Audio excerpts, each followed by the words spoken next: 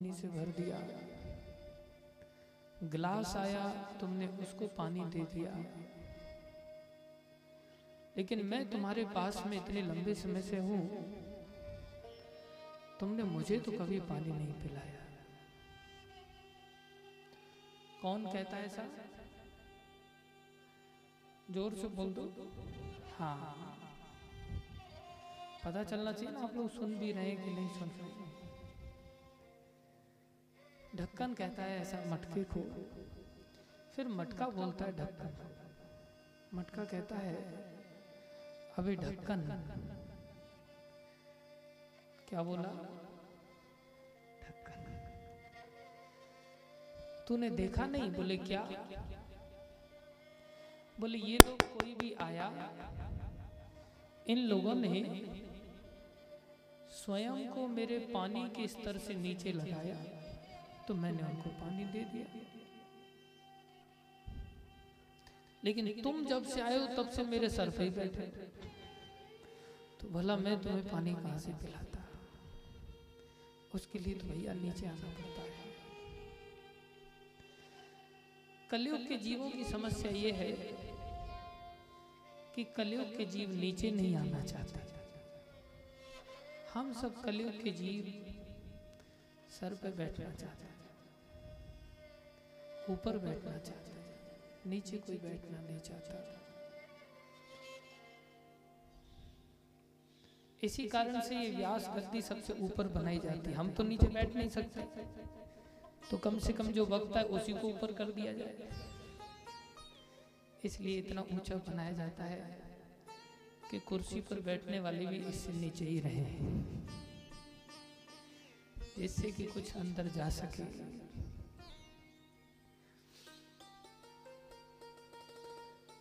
समान आसन पर बैठने का पाप लगता है और ऊंचे आसन पर बैठने से और अधिक पाप लगता है। इस कारण से इस व्यासपीठ को ऊंचा बनाया जाता है। लेकिन ये तो शरीर का बैठना है, हृदय से भी हमें थोड़ा विनम्र होना चाहिए। अगर हृदय की विनम्रता नहीं है, हृदय से अगर हम ऐसा सोचते हैं अरे हमें क्या जरूरत है कुछ सुनने की, तो फिर हम कुछ प्राप्त नहीं कर पाएंगे। इसलिए आप लोग इस कथा में विनम्रता के कारण पहले दिन आ गए हैं। बहुत सारे लोग तो सोचते हैं आज तो पहला दिन है, आज जाने की क्या जरूरत है। नहीं, नींव तो पहले दिन ही डलती है ना, बिल्डिंग तभी तो खड़ी होती है। इसलिए एक क्षण का भी त्याग नहीं करना चाहिए। अत्यंत दुर्लभ बात है। इसलिए जो कुछ भी हम 7 दिन कहें, गुरु वैष्णवों की दया से आप सभी से हमारी हाथ जोड़ के विनती है, बाद में आप इस सौभाग्य को समझेंगे। अभी तो बड़े प्यार से हाथ जोड़ना पड़ता है। जैसे बच्चे को पढ़ाई की कीमत समझ में नहीं आती, खेल कूद को ज्यादा जरूरी समझता है। लेकिन ये पढ़ाई संसार की जैसी पढ़ाई नहीं है। संसार की पढ़ाई तो जीते जी काम आती है, मरने के बाद काम नहीं आती। ये पढ़ाई ऐसी है, ये जीते जी भी काम आती है और मरने के बाद भी काम आती है। इसलिए अन्य सभी पढ़ाइयों से बहुत श्रेष्ठ पढ़ाई है। लेकिन हम संसार में खोए हुए जीव हैं, इस पढ़ाई को नहीं समझते और इस दिव्य भागवत वार्ता, भागवत कथा, इसका आश्रय नहीं ले पाते। हम ऐसा नहीं कि व्यास बन करके बैठे इसलिए ऐसी बात कर रहे हैं, हमने अनुभव किया है। संसार की पढ़ाई हमने पढ़ी, काफी पढ़ाई पढ़ी, इंजीनियरिंग किया हमने, उसके बाद एमटेक किया। आज ऐसा लगता है कि क्यों हमने इतना समय वहां खर्च किया था। पहले से ही अगर ये पढ़ाई सुनने को मिल जाती तो हम इसी पढ़ाई को पढ़ते। वो पढ़ाई हमें इतनी कीमती नहीं लगी, इतनी संतुष्टि देने वाली नहीं लगी जितनी कि ये पढ़ाई संतुष्टि देती है। और भी लोगों को पढ़े हुए देखा हमने, वो भी संतुष्ट नहीं। संसार में कोई संतुष्ट नहीं, ये पढ़ाई वास्तव में संतुष्ट करती है। प्रभुपाद जी महाराज जो इस्कॉन संस्था के संस्थापक आचार्य हुए, इधर आप फोटो देख सकते हैं, ये प्रभुपाद जी, इन्होंने इस पढ़ाई को पढ़ाया, सारे संसार में इस पढ़ाई को दिया। प्रभुपाद जी कहते थे, अंग्रेजी में कहते थे, yet this philosophy is very simple to understand, even a child can understand this philosophy, but only intellectual class of people, those who are very creamy class in the society, only they can understand this philosophy, not everyone can understand। इसका हिंदी में अनुवाद करता हूँ मैं। प्रभुपाद जी कहते थे, ये ऐसा सिद्धांत है कि एक बालक भी समझ सकता है, लेकिन फिर भी जो परम बुद्धिमान लोग हैं वही इन बातों को समझ पाते हैं। वो बुद्धिमान बालक भी हो सकता है और एक बूढ़ा भी बुद्धिमान नहीं हो सकता। ये निर्भर करता है कि अनेक जन्मों के कर्मों के फल के प्रतिरूप उसको कितनी बुद्धि प्राप्त हुई है। बुद्धि कोई दुकान से थोड़ी मिलती कि जाके दुकानदार को कहें भैया 2 किलो बुद्धि देना, ऐसा नहीं मिलती। या किसी ने सानिध्य किया हो भक्तों का, तब उसको विवेक जागृत होता है। कहते हैं, बिनु सत्संग विवेक न होई, राम कृपा बिनु सुलभ न सोई। बिनु सत्संग विवेक न होई, राम कृपा बिनु सुलभ न सोई। राम कृपा बिनु सुलभ न सोई, राम कृपा बिनु सुलभ न सोई। भगवान की किसी के ऊपर कृपा हो जाए तब उसको भक्तों की संगति मिलती है, और भक्तों की संगति से वो विवेक को प्राप्त होता है। विवेक किसको कहते हैं? मेरे लिए क्या सही है क्या गलत है, उसमें से सही का चुनाव कर लेना, गलत का त्याग कर देना, इसे विवेक कहते हैं। तो ये भागवत थोड़े विवेकी लोगों के लिए है। कई बार ऐसी कथाओं में इतने अधिक लोग नहीं पाए जाते, कारण बोले ये कीमती वस्तु है, हीरे के बाजार में अधिक लोग नहीं पाए जाते। सब्जी मार्केट में बहुत भीड़ पाई जाती है कई बार, इसलिए साधारण वस्तु नहीं है।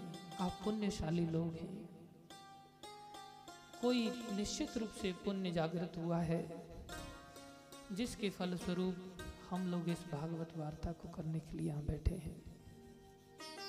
कृपा करके इन बातों को बहुत ध्यान से सुनिए। शील सूत जी महाराज ये कथा नैमिषारण्य में आजकल कलयुग में इतने लोग बुद्धिमान नहीं रहे, पहले होते थे। 88,000 ऋषि मुनि।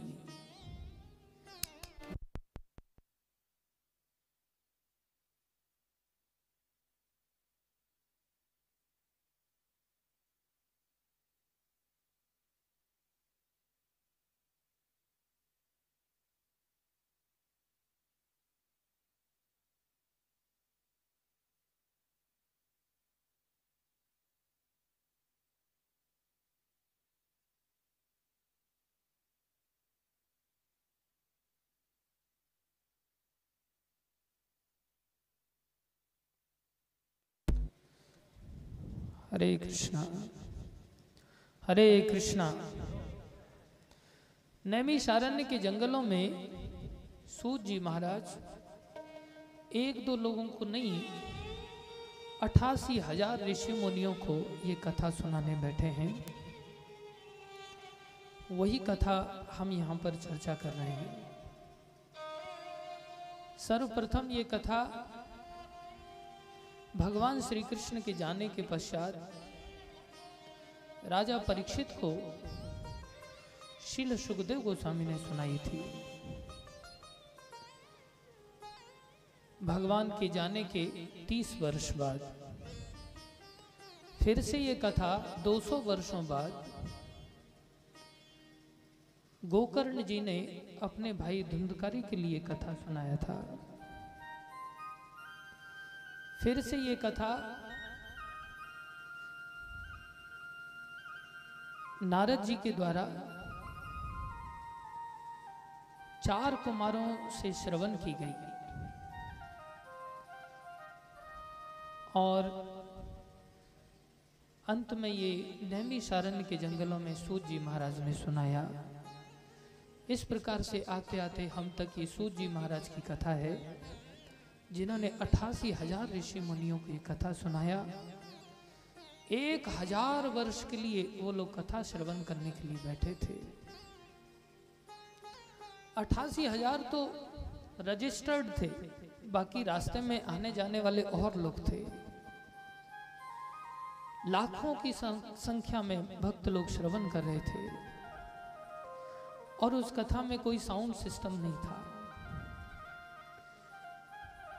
ऐसे सब लोलुप थे उस कथा को सुनने के लिए कि पिन ड्रॉप साइलेंस, अगर कोई पिन भी गिर जाए उसकी भी आवाज सुनाई देती थी, हाँ कुछ गिरा है।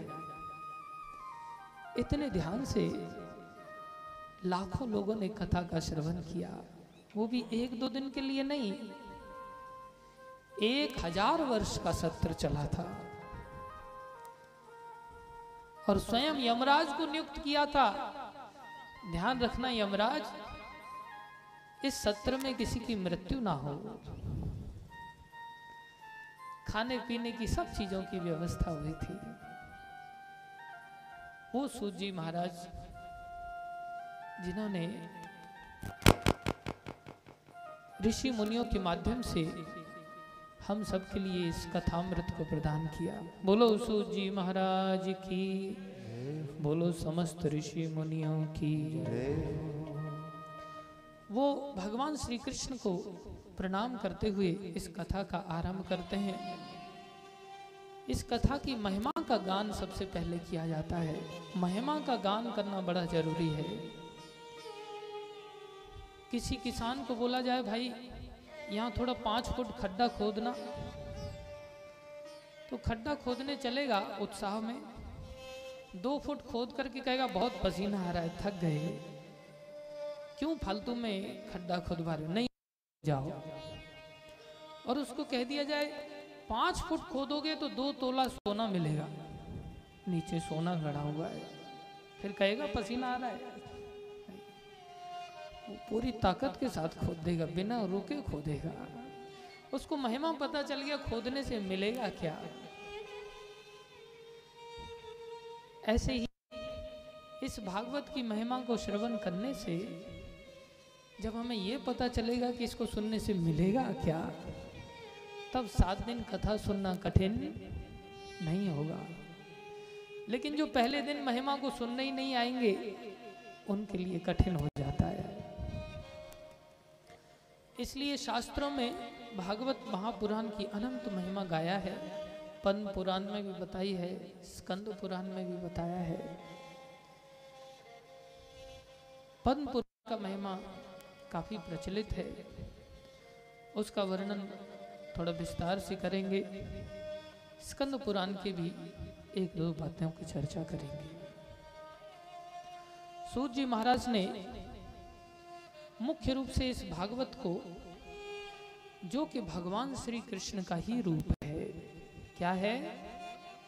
भगवान श्री कृष्ण का ही रूप, स्वयं श्री कृष्ण ही है। इसलिए उन्हीं को प्रणाम करते हुए इन्होंने इस कथा को आरंभ किया।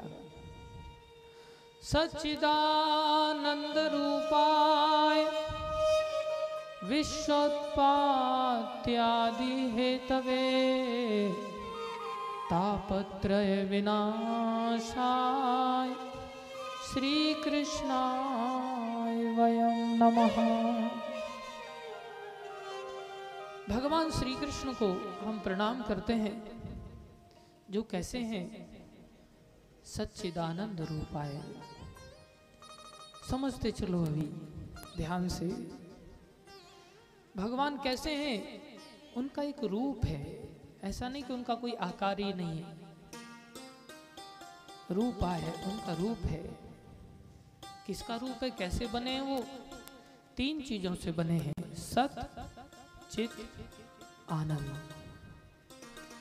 सत वो वस्तु है जिसकी सत्ता कभी नष्ट नहीं होती, जो हमेशा रहते हैं। हम लोग संसार में थोड़े दिन के मेहमान हैं, हम हमेशा नहीं रहते। संसार में जिसने जन्म लिया है वो पढ़ेगा नहीं पढ़ेगा कह नहीं सकते। नौकरी लगेगी नहीं लगेगी पता नहीं, ब्याह होगा नहीं होगा पता नहीं, हो भी जाए संतान नहीं होगी पता नहीं, सुख में जीवन कटेगा दुख में जीवन कटेगा पता नहीं, लेकिन मरेगा कि नहीं मरेगा ये पता है, मरेगा जरूर। बाकी संदेह है कि क्या होगा क्या नहीं होगा, लेकिन मरेगा जरूर, मृत्यु निश्चित है। गीता में भगवान ने कहा, जातस्य ही ध्रुवो मृत्यु ध्रुवम मृतस्य च। जिसका जन्म हुआ है उसकी मृत्यु अवश्यम भावी है, लेकिन भगवान श्री कृष्ण के साथ ऐसा नहीं होता। भगवान श्री कृष्ण सत हैं, वो कभी जन्म नहीं लेते, वो कभी मरते नहीं। जैसे सूर्य है वो जन्म नहीं लेता ना ही मरता है, लेकिन हमारी आंखों के सामने उदय होते हुए और अस्त होते हुए दिखता है, लेकिन सूर्य अपनी जगह पर हमेशा विराजमान रहते हैं। ऐसे ही भगवान श्री कृष्ण हैं, वो प्रकट होते हैं और अप्रकट होते हैं, उनकी सत्ता कभी नष्ट नहीं होती। चित माने ज्ञान से परिपूर्ण है। हम अपने बारे में जान सकते हैं, लेकिन दूसरे के पेट में कहां दर्द हो रहा है हमें पता नहीं। कोई दूसरे देश में रह रहा है, उसके साथ क्या हो रहा है हमें पता नहीं। हमें दूसरों के बारे में फीलिंग नहीं होती, अपने सुख दुख का ज्ञान होता है, लेकिन कृष्ण सबके सुख दुख के बारे में जानते हैं। इसलिए कृष्ण ज्ञान से परिपूर्ण है। कृष्ण आनंद स्वरूप है। जब नंद बाबा यशोदा मैया के भगवान कृष्ण प्रकट हुए तो किसी ने ये नहीं कहा नंद के कृष्ण भयो, क्या कहा? नंद के आनंद भयो। अर्थात कृष्ण कौन है? आनंद है। सुख और आनंद में अंतर होता है। सुख उसको कहते हैं जो आता है थोड़ी देर के लिए और पीछे दुनिया भर के दुखों को भी लेकर के आता है। संसार में अनेकों प्रकार के सुख होते हैं, लेकिन वही सुख दुख का कारण बनता है। क्या हुआ? एक महात्मा के साथ उनका शिष्य चल रहा था, तो गुरुजी के साथ शिष्य जा रहा है, तो रास्ते में एक रबड़ी वाले की दुकान थी। तो शिष्य बालक था, तो बार बार रबड़ी के कुल्हड़ों की ओर देखता था। चलते चलते कुल्हड़ कितने अच्छे हैं, और दुकानदार लोग मिठाइयों को अच्छा सजाते हैं, तो देखते हुए जा रहा है। गुरुजी ने देख लिया कि इसकी नजर कहाँ है। आश्रम पे पहुंच करके कहा, अरे वो रबड़ी कैसी थी? बोले गुरुदेव ये भी कोई पूछने वाली बात है क्या? बोले फिर तुमने बताया क्यों नहीं, तुम्हें दिला देते। बोले हमने देखा कि आपके सर पे भी बाल नहीं है, आप फक्कड़ बाबा हैं, आपके पास पैसा धेला कुछ रहता नहीं, आप कहां से दिलाते? बोले नहीं वो हमारी जान पहचान का था, उसको हम कहते तो दे देता। अच्छा कोई नहीं, अब क्या कर सकते? नहीं नहीं चलो हम तुम्हें रबड़ी खिला के लाएंगे। हाथ पकड़ा चेला का और लेकर के चले गए दुकान के पास। दुकानदार को कहा भैया इसको एक कुल्हड़ रबड़ी दो। तो बड़ा खुश हुआ, रबड़ी खाने को मिल रही है, साधु जीवन में रबड़ी। आजकल के साधुओं की अलग बात है, पुराने साधुओं की बात हो रही है। तो उसने रबड़ी खाया एक कुल्हड़, बड़ा खुश हुआ। बोले और लोगे? तो सभ्य बालक है, शिष्य बना है, तो कैसे मुंह फट की तरह कहते हाँ और दो चार दिला दो। तो कहता नहीं बस, लेकिन उस नहीं में ताकत नहीं थी उतनी। तो गुरुजी ने और एक खा लो। बोले गुरुदेव आप कह रहे हैं तो खा लेता हूं। एक और लिया और उसको भी खा लिया उसने। और खाओगे? अब नहीं, थोड़ा और बोला अब नहीं नहीं एक और खा लो। तो सोच रहा कौन सा रोज रोज मिलना है। आज गुरुजी मेहरबान है, थोड़ा हिला हुलू करके सेट किया उसने और सोचा कि और एक खा लेते हैं। एक और खा लिया उसने। गुरुजी बोले और खाओगे? बोले नहीं गुरुदेव अब बस। नहीं एक और खा। एक और खिलाया उसको। बड़ी मुश्किल से उसने एक और गुरुजी की आज्ञा समझ करके खा लिया, गले तक भर गया। बोले और एक खाओगे? बोले गुरुदेव अब नहीं, अब तो उल्टी आ जाएगी। बोले नहीं रबड़ी बहुत बढ़िया है, तू कह रहा था एक और खा। बोले नहीं उल्टी हो जाएगी, उल्टी लेकिन एक और खा, खाना पड़ेगा। एक और खाने लगा, खाया, एक चम्मच खाया, कहाँ जाए उल्टी किया। फिर गुरुदेव की ओर देखे, बोले नहीं उल्टी कर, खा, पूरा खत्म कर कुल्हड़। फिर खा रहा है बेचारा, फिर उल्टी कर रहा है। कितने बार उल्टी करे, बेहोश हो गया। शिष्यों को बोला इसको उठा करके आश्रम ले चलो। आश्रम ले आए, वहां जाकर के उस पर दो चार पानी के छींटे मारे, होश आया। दूसरे शिष्य बोले बड़ी, नाम सुनते फिर से बेहोश हो गया बेचारा। अब तो रबड़ी के नाम से ही उसको मूर्छा आने लग जाए, बेहोश हो जाए। ध्यान दो, बड़ी समझने की बात है। जो कुल्हड़ में बहुत सुख आ रहा था, वही कुल्हड़ का सुख चौथे पांचवें कुल्हड़ तक जब गया तो सुख चला गया। पांचवें कुल्हड़ पे तो भयानक दुख बन गया। रबड़ी वही है, इतना दुखदायक कैसे हो गया? यही संसार के सुख होता है। संसार के सुख ऐसे ही होते हैं। संसार के सुख शुरुआत में पहले कुल्हड़ में, दूसरे कुल्हड़ में बहुत अच्छे लगते हैं, तीसरे कुल्हड़ में बहुत अच्छे लगते हैं, पांचवें कुल्हड़ पे तो बोलते कोई उठा के ले जाए इसको। फिर चाहे वो पत्नी का ही सुख क्यों ना हो। व्यक्ति सोचता है रावण इतना जल्दी चला गया, हमारी पत्नी को भी उठा के ले जाता, बहुत परेशान हो गए।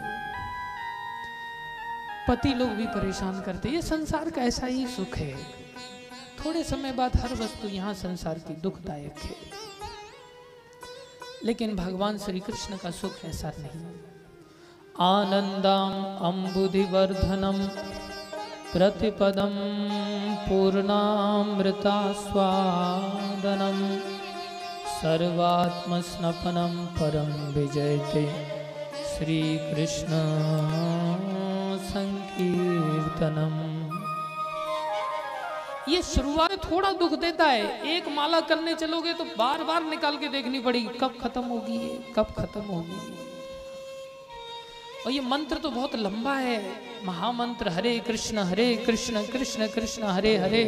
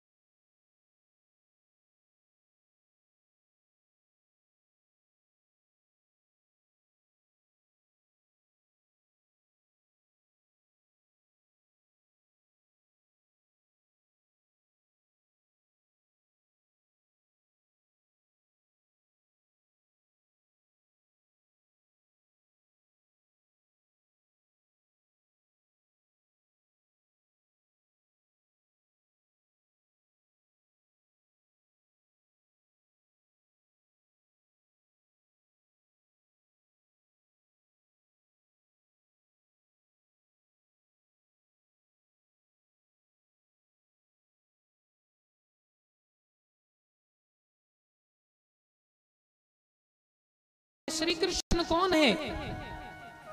ये श्री कृष्ण ही हैं जो संसार को उत्पत्ति, पालन और संहार के कारण है।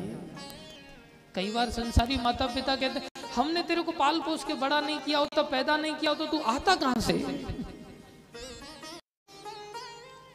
उन्होंने भी पाल पोस के पैदा किया है, अच्छी थे, लेकिन वो मुख्य कारण नहीं है, देने वाले कारण है। जैसे आप लोगों ने ट्रेन को देखा होगा, 10 की बोगी को कौन सी 9 नंबर की,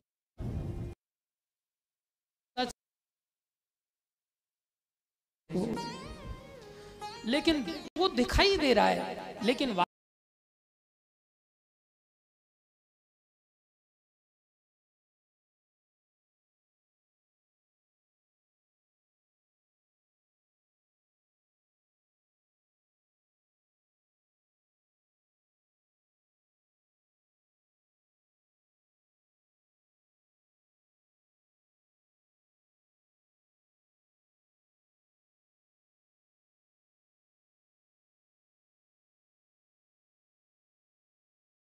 बोगी से आगे फिर इंजन लगा होता है।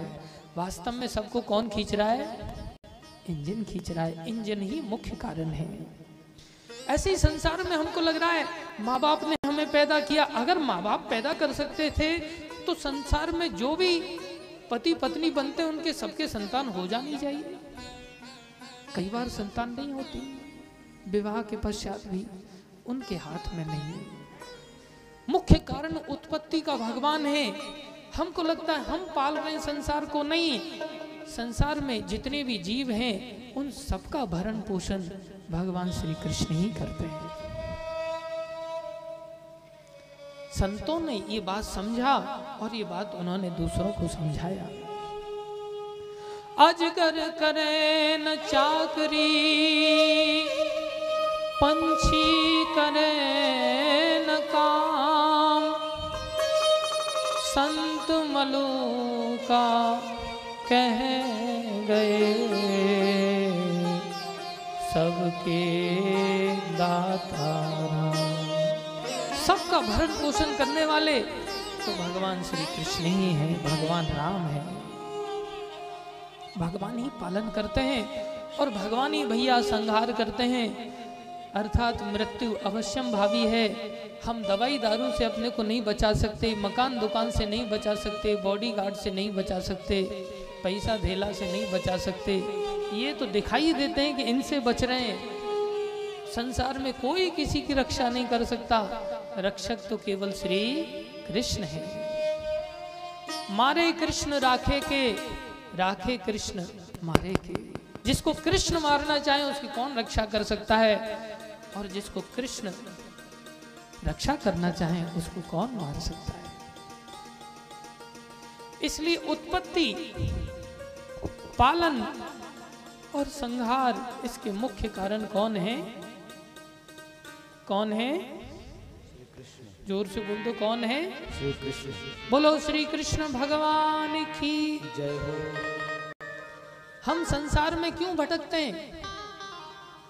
ऐसा लगता है आनंद किसी और के पास है, ऐसा लगता है ज्ञान इस स्कूल में है, ऐसा लगता है इसकी सत्ता सदा बनी रहेगी इसलिए इसकी शरण में चले जाओ, ऐसा लगता है ये पैदा करने की सामर्थ्य रखता है, ऐसा लगता है ये पालन करेगा, ऐसा लगता है इसमें बहुत ताकत है, ये कईयों को मार डालेगा। इसलिए इन सब जगहों पर हम भटकते हैं, इन सब कारणों से। अरे सत्ता भी श्री कृष्ण की, ज्ञान भी उन्हीं के पास, आनंद भी उन्हीं के पास, उत्पत्ति भी वही कारण है, पालन के भी वही कारण है और संहार के भी वही कारण है। क्यों भटकना संसार में? और क्या कह रहे हैं? तापत्रय विनाशाय। 3 प्रकार के कष्ट हैं संसार में। गीता में भगवान ने कहा ये संसार है क्या? माम उपेत्य पुनर्जन्म दुखालयम अशाश्वतम। भैया ये संसार दुख आलय है। दुख आलय किसको कहते हैं? आपने सुने होंगे ऐसे शब्द। औषधि आलय। औषधि आलय में क्या मिलता है? औषधि। विद्या आलय, विद्या आलय में क्या मिलता है? विद्या। मदिरा आलय, मदिरा आलय में क्या मिलेगी? मदिरा। मंत्री आलय, वहां क्या मिलेंगे? मंत्री। हिम आलय, वहां के क्या मिलेगा? हिम। ऐसे ही दुख आलय, वहां क्या मिलेगा? दुख मिलेगा। हम चाहते सुख हैं और संसार में ढूंढ रहे हैं उसको जहां दुख आलय है। ये ऐसे ही है। औषधालय में जाके कहें भैया 2 किलो टमाटर देना, बोले गधे, ये औषधि की दुकान है, टमाटर की नहीं। सुख आलय में भगवान का सुख मिल सकता है, दुख आलय में दुख ही दुख है, यहाँ सुख नहीं है। कौन से दुख है? यहाँ 3 प्रकार के दुख है। तापत्रय, 3 प्रकार के ताप हैं, 3 प्रकार के कष्ट हैं। आदि भौतिक, आदि दैविक, आदि आत्मिक। आदि भौतिक मतलब जो दूसरे जीवों द्वारा हमें कष्ट दिए जाते हैं, जिसमें परिवारी जन होते हैं, बहुओं के लिए सास ससुर मुख्य रूप से उनको कष्ट देने वाले लगते हैं। वो कष्ट देने वाले होते नहीं हैं, लेकिन उनको लगते हैं ऐसे। सास ससुर को बहुएं ऐसी लगती हैं ये कष्ट देने वाली हैं। कुत्ता, बिल्ली, मक्खी, मच्छर, इन सब से कष्ट मिलता है। दूसरे जीवों से जो हमें कष्ट मिलता है वो आदि भौतिक कष्ट है। देवताओं के द्वारा जो कष्ट दिया जाता है, कभी बाढ़ आ गई, भूकंप आ गया, गर्मी हो गई, सर्दी हो गई, ये आदि दैविक कष्ट होता है। और आदि आत्मिक, हमारा ही मन और हमारा ही शरीर हमें दुख देता है, इसको आदि आत्मिक कष्ट कहते हैं। इन 3 प्रकार के कष्टों से सबको गुजरना पड़ता है। तो भगवान श्री कृष्ण कैसे हैं? बोले तापत्रय विनाशाय। ये 3 प्रकार के कष्टों का विनाश करने वाले हैं। आदि दैविक, आदि भौतिक, आदि आत्मिक, तीनों कष्टों का नाश करने वाले हैं। बोले ऐसे श्री कृष्ण को क्या करते हैं? हम नमस्कार करते हैं, प्रणाम करते हैं। बोलो श्री कृष्ण भगवान की। ये भगवान श्री कृष्ण हैं जो हम सब जीवों पर दया करने के लिए अपने सुखालय से, वैकुंठ से, गोलोक वृंदावन धाम से, वैकुंठ मतलब जहाँ कोई कुंठ नहीं उसको वैकुंठ कहते हैं, वहाँ से भगवान श्री कृष्ण यहाँ आते हैं और आकर के मनोहारी लीलाएं करते हैं, जिससे येन केन प्रकारेण हमारा मन भगवान श्री कृष्ण के चरणों में लग जाए। वो भगवान श्री कृष्ण कई बार अपने भक्तों को भेजते हैं इस संसार में हम सब जीवों का मंगल करने के लिए। जैसे नारद जी आते हैं, वेद व्यास जी आते हैं, सुखदेव गोस्वामी आते हैं, प्रभुपाद जी महाराज आते हैं, ऐसे अनेक संत आते हैं। उन भक्तों के माध्यम से भगवान हम सब पर दया करते हैं, उन लीला कथाओं को समझाते हैं, गुणगान करते हैं। तो सूत जी महाराज यहाँ जो 88,000 ऋषि मुनि एकत्रित हुए हैं, उनको ये बात समझाने के लिए बैठे हैं। और सुखदेव गोस्वामी जैसे भगवान श्री कृष्ण की उन्होंने यहाँ आराधना किया, प्रणाम किया, समझाया कि भगवान श्री कृष्ण ही सबके मूल हैं, उनका ही सारा अरेंजमेंट है और किसी का नहीं। कहते हैं ना हमारे गुरु महाराज, बड़ा जोरदार उसका इंतजाम है, बड़ा जोरदार उसका इंतजाम है, बड़ा जबरदस्त उसका इंतजाम है, बड़ा जोरदार उसका इंतजाम है।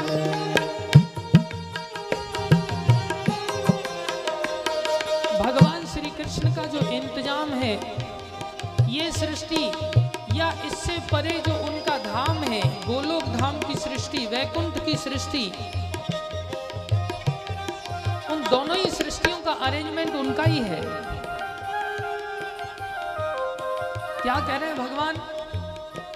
बड़ा जोरदार उसका इंतजाम है, बड़ा जोरदार उसका इंतजाम है।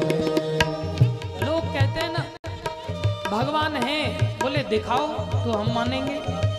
भगवान को जब तक हम देख नहीं लेंगे तब तक हम नहीं मानेंगे। अरे ये संसार ही प्रमाण है इस बात का। संसार को देख लो, भगवान का हाथ तुम्हें दिखने लगेगा। तुम संसार को ही नहीं ठीक से देख पाते। क्या संसार है? जल पे है थल और थल पे आसमान है।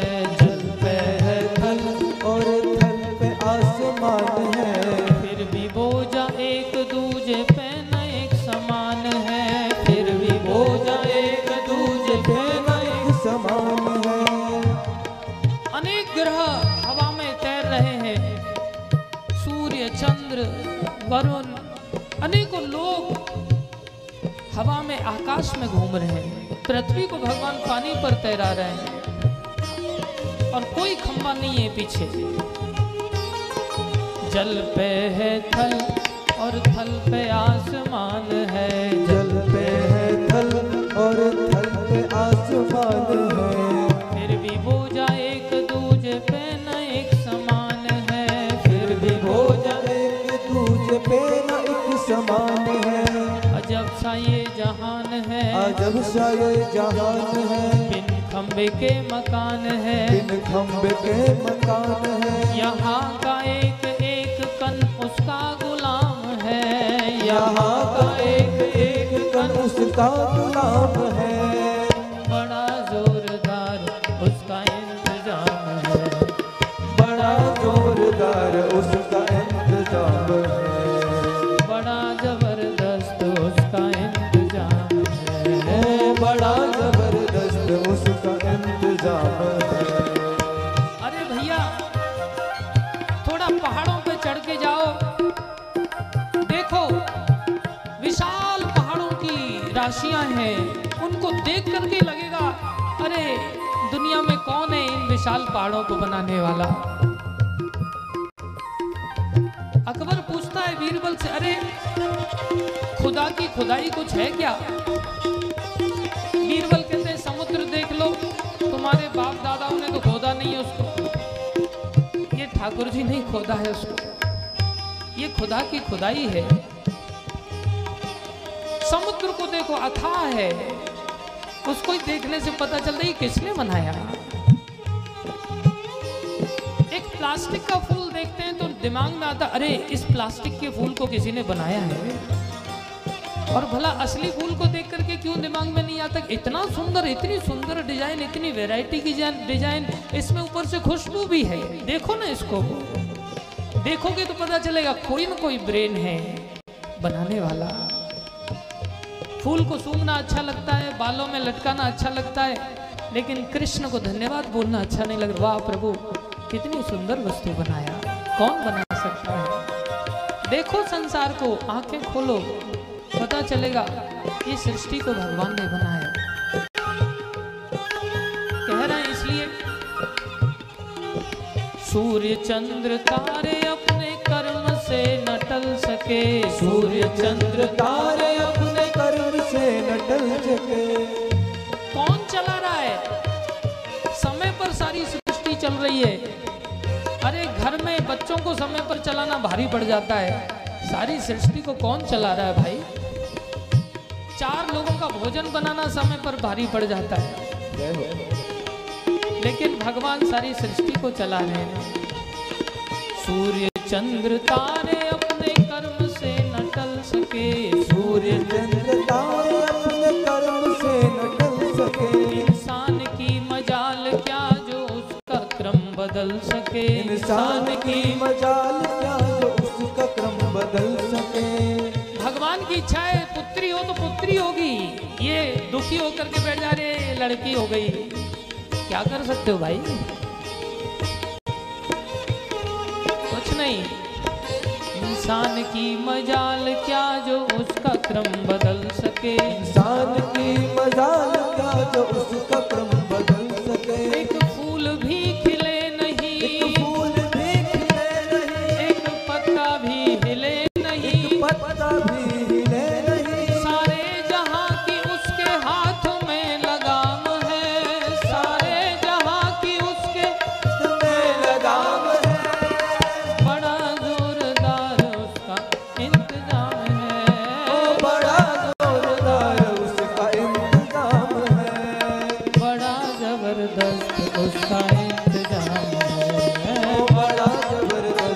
उसका इंतजाम है।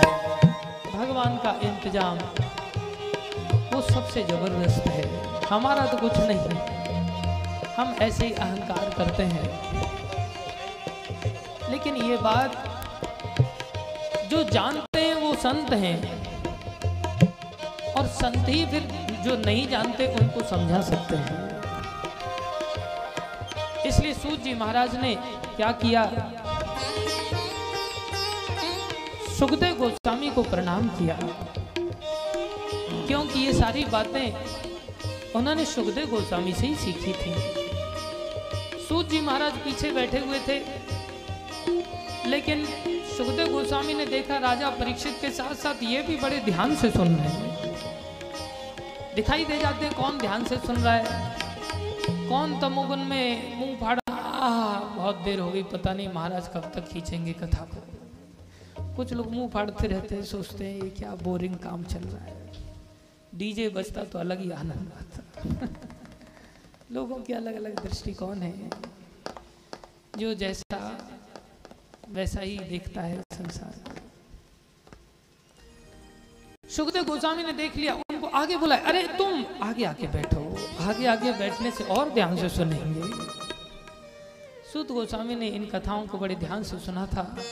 सुखदेव गोस्वामी से, सुखदेव गोस्वामी के बारे में उन्होंने आराधना किया, प्रणाम किया। स्तम सर्वभूत हृदयम मुनि मानतो अस्मि। सुखदेव गोस्वामी कैसे हैं? बोले सर्वभूत हृदय हैं, सब जीवों के हृदय में रहने वाले हैं। अर्थात कृष्ण कहते हैं ईश्वर सर्वभूतानां हृदय से अर्जुन तिष्ठति। कृष्ण ही तो सबके हृदय में है भाई। और इधर कह रहे हैं सुखदेव गोस्वामी के बारे में कि सुखदेव गोस्वामी सबके हृदय में है, सर्वभूत हृदयम। क्योंकि जब सुखदेव गोस्वामी जो वेदव्यास जी के पुत्र बने, 16 वर्ष तक वो गर्भ से बाहर ही नहीं आए, गर्भ अवस्था के अंदर ही भजन करते रहते थे। पिता महाराज कहने लगे वेदव्यास जी पुत्र बाहर आओ। बोले नहीं पिताश्री, बाहर अच्छा संसार नहीं है, बाहर माया है, बाहर भजन नहीं होगा। भगवान बद्री नारायण को बुला करके लाया गया। बोले प्रभु आप ही इनको समझाओ, ये गर्भ से बाहर नहीं आ रहे हैं। सुखदेव गोस्वामी समझा रहे हैं कि हमें कहाँ रहना चाहिए। बोले जहां भगवान का भजन हो वहां रहना चाहिए, फिर चाहे वो गर्भ की अवस्था ही क्यों न, भयानक अवस्था क्यों नहीं है। जहां चारों तरफ जठर की अग्नि जो कष्ट देती है, जो जलाती है, जहां गंदगी है, जहां कीड़ जीव को काटते रहते हैं, कोमल त्वचा को काटते हैं, तो जो जीव है वो मूर्छित हो जाता है गर्भ अवस्था में। लेकिन वहां पर वो जीव कई बार भजन कर पाता है, बाहर वो मोह माया में डूब जाता है। इसलिए सुखदेव गोस्वामी बाहर नहीं आ रहे हैं। तो नारायण भगवान कहते अरे आप बाहर आइए, आप बाहर आएंगे तो आपकी कथा से दूसरों की माया नष्ट होगी, आप अंदर रहेंगे तो कथा कैसे संसार में प्रकाशित होगी। आप चिंता मत कीजिए, आपको भला माया कैसे स्पर्श कर सकती है। सुखदेव गोस्वामी बाहर आए, 16 वर्ष की अवस्था, युवा अवस्था, नाड़ छेदन भी नहीं हुआ, और बाहर आते ही विशाल उनका वक्ष आदि, मस्तक विशाल, आंखें विशाल, बहुत सुंदर नील वर्ण जो भगवान के जैसे ही सुंदर, और एकदम से बिना वस्त्रों के ही घर से निकल पड़े जंगल की ओर। पीछे वेदव्यास जी पुत्र पुत्र पुत्र कहकर के क्रंदन कर रहे हैं, और उनकी इस विरह अवस्था को कौन वर्णन कर सकता है, जिसको कि वृक्ष आदि भी, पशु पक्षी भी इस दृश्य को देख करके वो भी रोदन कर रहे हैं जाते हुए देख करके। क्योंकि वास्तव में सुखदेव गोस्वामी सबके हृदय में बैठने वाले व्यक्तित्व हैं, और जब हृदय की कोई वस्तु जाए तो सबको रोना आएगा, सब रो रहे हैं। हुआ क्या, रास्ते से गुजरे, जहाँ कुछ नवयुवतियाँ सुंदर अप्सरा के समान सुंदर स्नान कर रही थीं, वहाँ से जब गुजरे तो उन्होंने अपने शरीरों को वस्त्रों से नहीं ढका।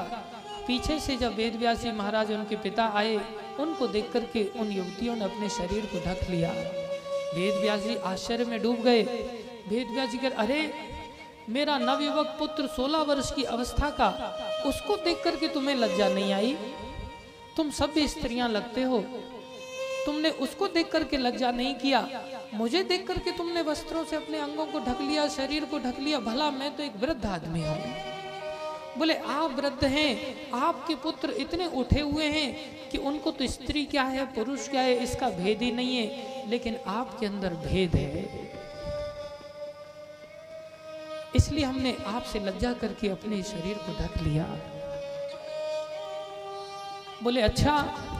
आचार्य कहते हैं देखो, वेदव्यास जी की दृष्टि में भेद है, लेकिन वेदव्यास जी के पास एक ऐसी अद्भुत वस्तु है, वो है कृष्ण का गुणगान, ये भागवत महापुराण। बोले ये भागवत महापुराण मेरे पास है, बेशक मेरे अंदर भेद है, लेकिन कृष्ण का गुणगान फिर भी बड़ा है। ये सुखदेव गोस्वामी फिर से आएंगे अपने पिताजी की शरण में और उनसे इस भागवत का आश्रय लेकर के वो भी गुणगान कृष्ण के प्रति आकर्षित होंगे। अर्थात ब्रह्मभूत होना कोई बड़ी बात नहीं है, बड़ी बात है भगवान के गुणगान में मन का लगना। चाहे हम दोषी क्यों नहीं हैं, लेकिन भक्ति में सभी को अधिकार है, सबका भाग्य है। हर जीव भक्ति करके अपने आप को सबसे बड़ा बना सकता है। ये सुखदेव गोस्वामी जो वास्तव में साधारण नहीं है, ये रूप गोस्वामी वर्णन करते हैं उज्ज्वल नयनमणि ग्रंथ में कि सुखदेव गोस्वामी ये राधा रानी के तोते हैं।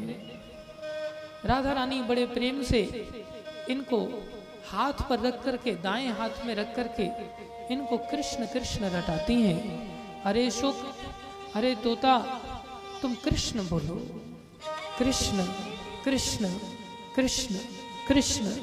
ये तोता कृष्ण कृष्ण रटता है और तोता सोचता है कि ये कृष्ण में नाम लेने में इतना आनंद है, जो राधा रानी मुझे रटा रही हैं, तो स्वयं कृष्ण में कितना आनंद होगा। तो कृष्ण राधा रानी की हथेली से उड़ करके जाता है नंद भवन में और वहां श्री कृष्ण का दर्शन करता है। जब वहां जाकर के कृष्ण कृष्ण कृष्ण कृष्ण बोलता है, कृष्ण आते हैं, कृष्ण के दर्शन करता है, देखता है, सोचता है अरे राधा रानी के हस्त कमल पर बैठ करके जो कृष्ण नाम का आनंद था, वो यहाँ कृष्ण के दर्शन करके वो आनंद नहीं आ रहा है। मैं क्यों यहाँ आ गया? वो फिर से वापस उड़ के जाता है और राधा रानी के कर कमल पर जाकर के बैठता है। राधा रानी उसको कृष्ण नाम रटते हुए देख करके बार बार चुम्बन लेती हैं, उसको बाएं हाथ से लाड़ लड़ाती हैं। ये वही तोते हैं जो राधा रानी के सुख हैं। एक दिन राधा रानी जो कृष्ण से भी ज्यादा दयामयी है,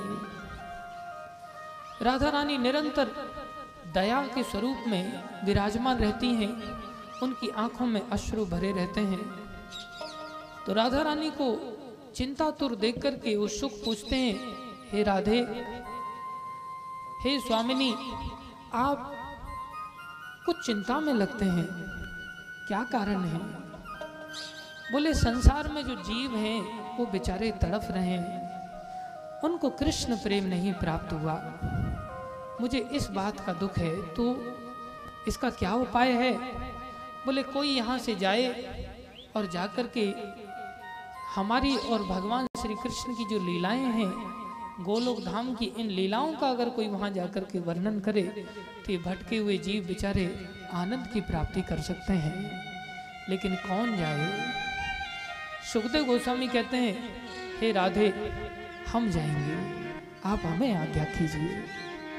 तो ये साधारण सुख नहीं है, ये वही सुख है जिनको कि राधा रानी का आदेश मिला और ये भगवान में गोलोक धाम की जो लीलाएं हैं उन लीलाओं को यहाँ पर आकर के इस भागवत के माध्यम से सबके समक्ष प्रकट करते हैं।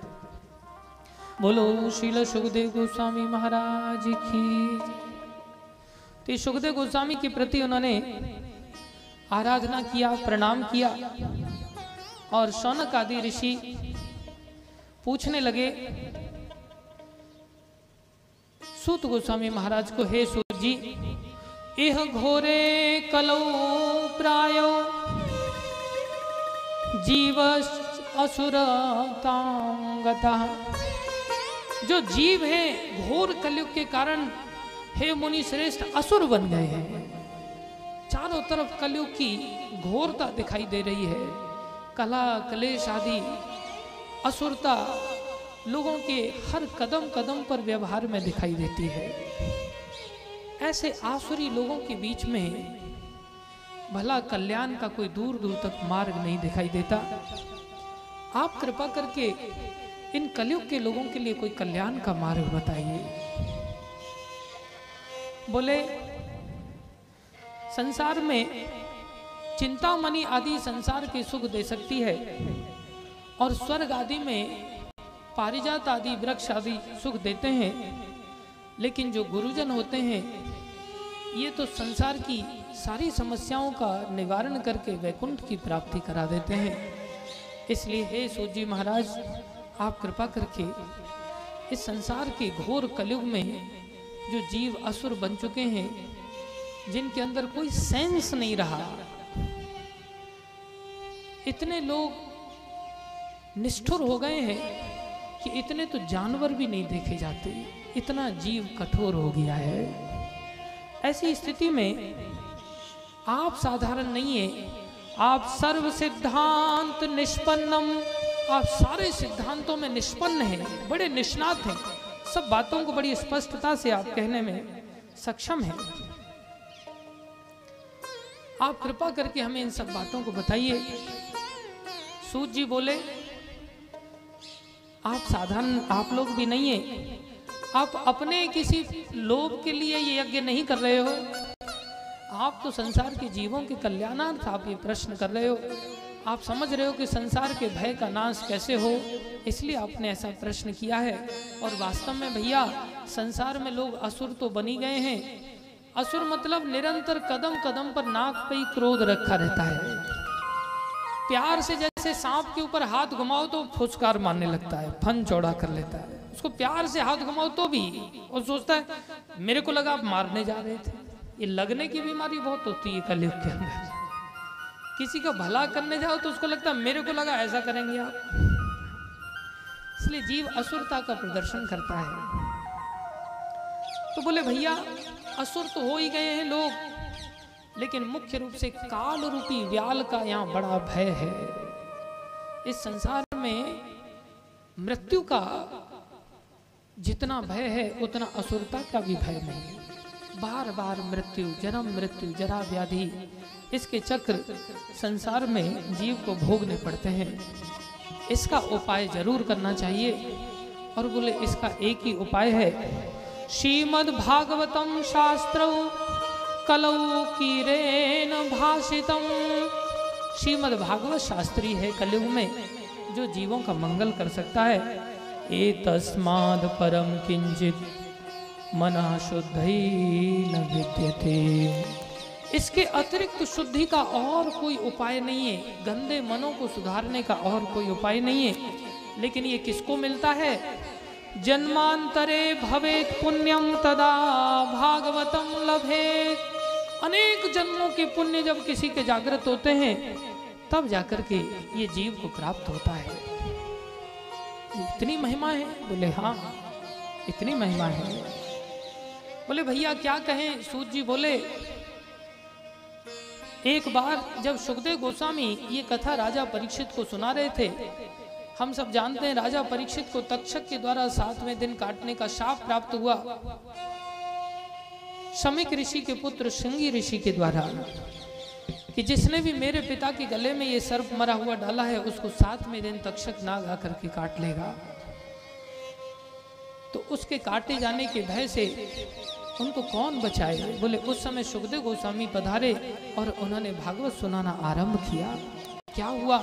आरंभ में ही जब कथा सुनाने जा रहे हैं उसी समय देवता लोगों को पता चल गया, क्योंकि देवता त्रिकालज्ञ होते हैं। देवता लोग वहां से स्वर्ग से दौड़े दौड़े आए और हाथ में अमृत का कुंभ लेके आए, अमृत का घड़ा लेकर के आए। सुखदेव गोस्वामी को प्रणाम करके कहते हैं, गोस्वामी ये अमृत का कड़ा आप ले लीजिए, हमको पता है कि राजा परीक्षित तक्षक के द्वारा मारे जाएंगे, आप इनको अमृत पिला देना, ये अमर हो जाएंगे और इसके बदले में आप हमें भागवत रूपी अमृत दे दीजिए। इतना सुनते ही थोड़ा सा क्रोध आया और हंसने लगे देवताओं के ऊपर सुखदेव गोस्वामी। क्व सुधा क्व कथा लोके क्व काच मणिर महान। अरे देखो देवताओं, ये देवता लोग भी अपना काम बनाने में बड़े माहिर हैं। देवता लोग मतलब के अनुसार व्यवहार करते हैं। अरे मूर्ख देवताओं, कहाँ कांच और कहाँ मणि? अरे ये अमृत तुम लेकर के आओ, ये तो टूटा हुआ कांच है, ये तो भैया जहर है, और ये अमृत के समान जो कथा है ये जहर नहीं है, ये तो अमृत है। तुम इस अमृत को लेकर के आओ, ये कथा अमृत मणि के समान है। और के दुख को देख करके दुखी हो जाते हैं। कह रहे हैं वैष्णव जन तो तैने कहिए जे पीड़ पराई जाने रे। वैष्णव जन तो तेरे कहिए पीड़ पराई जाने रे। वैष्णव जन तो तैने कहिए जे पीड़ पराई जाने रे। वैष्णव जन तो तेरे कहिए पीड़ पराई जाने रे। वैष्णव कौन है? बोले जो दूसरे के दुख को देख करके दुखी हो जाए। हम अवैष्णव हैं, हम दूसरे के सुख को देख करके दुखी हो जाते हैं। अरे इसका लड़का पास हो गया, दुखी हो जाते हैं। अच्छा इसकी टांग टूट गई, दुखी हो जाते हैं, सुखी हो जाते हैं। हाँ इसकी टांग टूट गई, अच्छा हुआ। दूसरे के सुखों को लेके दुखी और दूसरे के दुखों को देख के सुखी हो जाते हैं। अच्छा हुआ इसके साथ ऐसा हो गया। वैष्णव ऐसे नहीं होते। वैष्णव जन तो तैने कहिए जे पीड़ पराई जाने रे। वैष्णव जन तो तेरे कहिए पीड़ पराई जाने रे। क्या कह रहे हैं? अब केवल ऐसा नहीं कि दूसरे के दुख को लेके दुखी हो जाएं, करना कुछ नहीं, नहीं दया करते हैं, उपकार करते हैं। पर दुखे उपकार करे तो पर दुखे उपकार करे दूसरे के दुख को देख करके उपकार करते हैं। और ऐसा नहीं हमने तेरे साथ ये किया, नहीं, मन अभिमान न आने रे। मन अभिमान न आने रे। मन अभिमान न आने रे। अभिमान आने रे। वैष्णव जन तो तैने कहिए जे पीड़ पराई जाने रे। वैष्णव जन तो तेरे कहिए पीड़ पराई जाने रे।